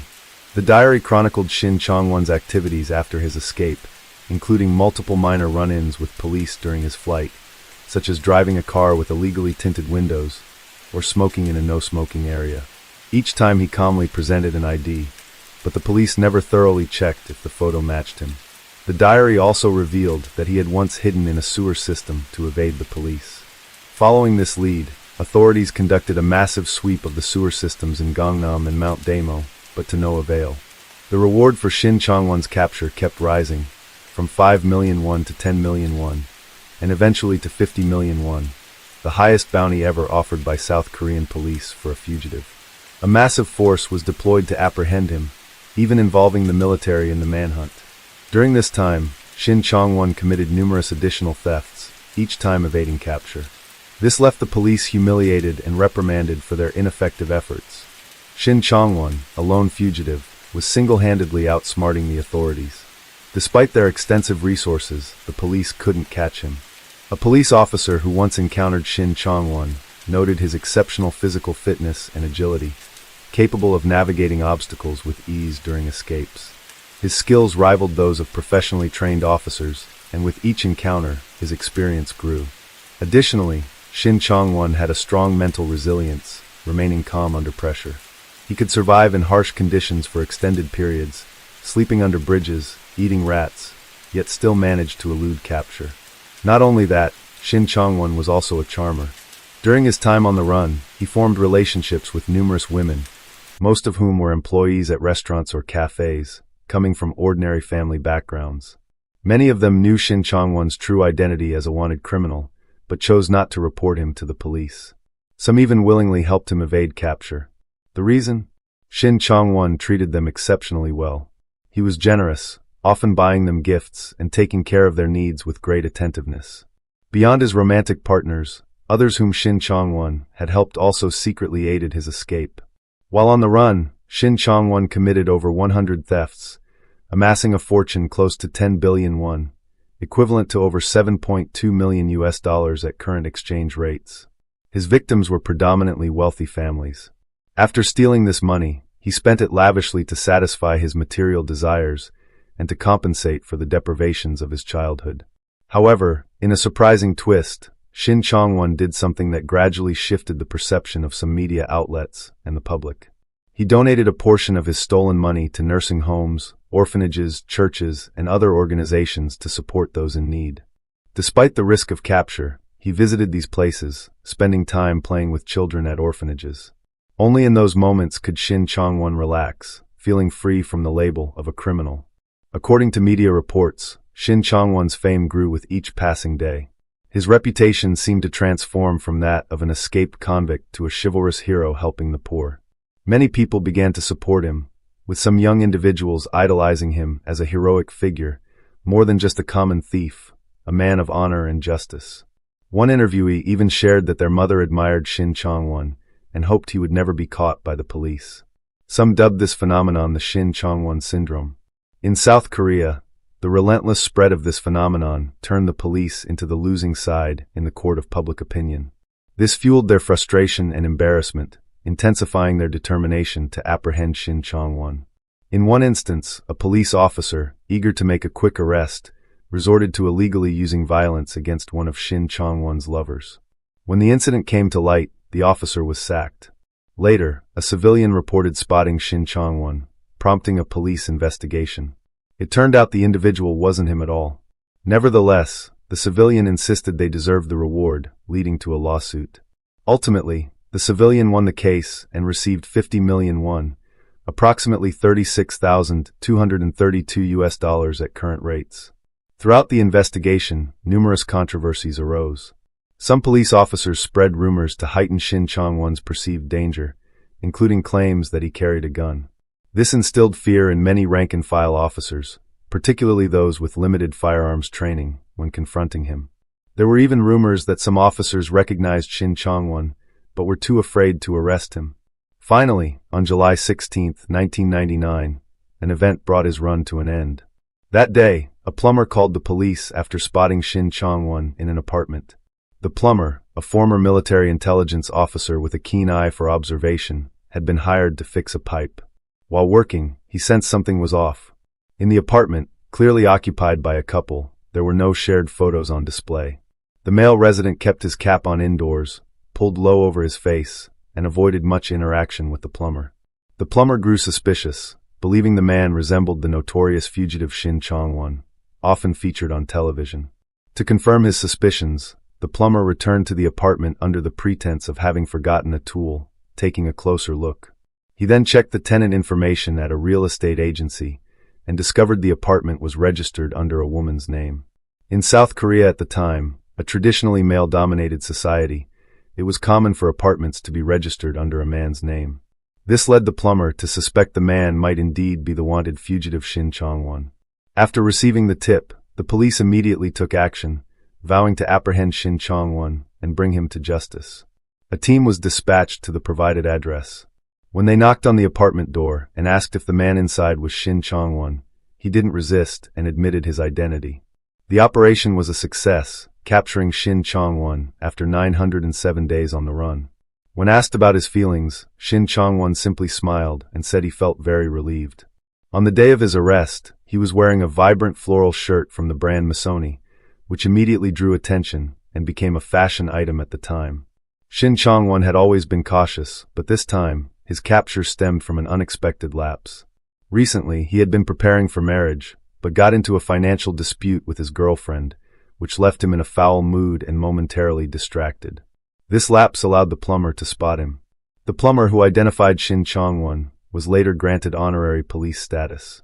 For a time, Shin Chong-won was dubbed a modern-day Hong Gil-dong, or South Korea's Robin Hood. Many believed his acts of stealing from the rich to help the poor embodied justice. Some citizens even wrote signed petitions pleading for leniency, hoping the court would grant him a lighter sentence, a phenomenon unprecedented in South Korean society. However, the court saw it differently. Shin Chong-won had committed crimes and had to face the law's consequences. Despite his charitable acts, they did not warrant clemency. The court upheld his original life sentence and added an additional 22 years and 6 months in prison. Many South Koreans felt the sentence was excessively harsh and unfair, viewing it as a means of venting frustration and exacting revenge rather than upholding justice. They argued the punishment lacked compassion and was merely a response to the embarrassment Shin Chong-won had caused the police. Conversely, others believed he deserved the sentence, arguing that his actions broke the law and had negative societal impacts. In a report, Shin Chong-won exposed various misconducts by South Korean police, including bribery and allegations that an officer had assaulted one of his girlfriends. According to media reports, around 50 officers were disciplined for inefficiency, while approximately 20 others faced trials for suspected corruption and misconduct. At this point, it's impossible to overlook Shin Chong-won's efforts to better himself. Having only completed elementary school, he pursued education during his first imprisonment, passing exams to earn a high school diploma. After his second arrest and imprisonment, he became a model prisoner, demonstrating positive changes in his behavior and mindset. 5 years later, in 2004, Shin Chong-won completed high school and went on to study law and psychology. He hoped that by studying law he could protect his legal rights, and through psychology, he could help others struggling with mental health issues. In 2009, a decade after his second imprisonment, Shin Chong-won sued the prison. Because the facility prohibited him from sending letters, he researched relevant laws and took the prison to court, demanding $3 million, approximately $2,174 at current rates, in compensation. A year later, a journalist requested to interview him, but due to his special status, the request was denied. Shin Chong-won filed another lawsuit, ultimately winning $1 million, about $725 in compensation. While in prison, Shin Chong-won wrote an autobiography. Upon its release, the book once again captured public attention. It offered a glimpse into his complex inner world. His writing style was compelling, with heartfelt prose. In one passage, he wrote, "To capture me, they even deployed the military and spent a fortune. Someone like me might not have ended up this way." In elementary school, If a teacher had gently patted my head and told me I was a good kid, I might not have reached this point. In 5th grade, my teacher shouted at me, "This kid didn't bring money to school. Get out." That was when the seed of evil was planted in my mind. At the end of his autobiography, Shin Chong-won called for more compassion toward troubled youth, so they wouldn't follow the same path and become criminals like him. His story truly captured widespread attention, prompting reflection on the deeper issues behind a troubled young man's journey. In August 2011, 12 years after his second imprisonment, Shin Chong-won attempted to take his own life. He was saved at the brink of death but suffered brain damage. Many speculated that the reason for his attempt was the death of his father in July of that year. Though his father was not a good man, he was still his father. On a May evening in 2023, around 8 p.m., Shin Chong-won, then 56, made a second attempt to end his life. During a routine check, prison staff found him unconscious after hanging himself in his cell. He was rushed to the hospital for emergency treatment. 2 days later, South Korea's Ministry of Health reported that Shin Chong-won's condition had stabilized and he no longer needed a ventilator. Shin Chong-won's life story has been adapted into comics and films, yet public opinion about him remains divisive. Some sympathize with his tragic childhood, viewing him as a modern-day's saintly thief. Others completely reject this perspective, particularly a police spokesperson who publicly stated that most South Korean media do not see Shin Chong-won as a noble thief, but as a true criminal. Shin Chong-won committed numerous thefts and other crimes while on the run, sparking debates and drawing significant attention. His life has touched the hearts of many ordinary people, from his difficult childhood to the grueling experiences of his prison escapes. This has prompted reflection and discussion on issues like family dynamics for troubled youth, education, prison management, police efficiency, and most critically, why a criminal garnered so many pleas for leniency. In his autobiography, Shin Chong-won expressed deep remorse, emphasizing that the law is a moral boundary, and anyone who crosses it must pay a price. Today he remains in prison, unable to see the blue sky outside, confined to facing the cold walls of his cell each day. Yet, Shin Chong-won has something most ordinary people do not, a legendary life.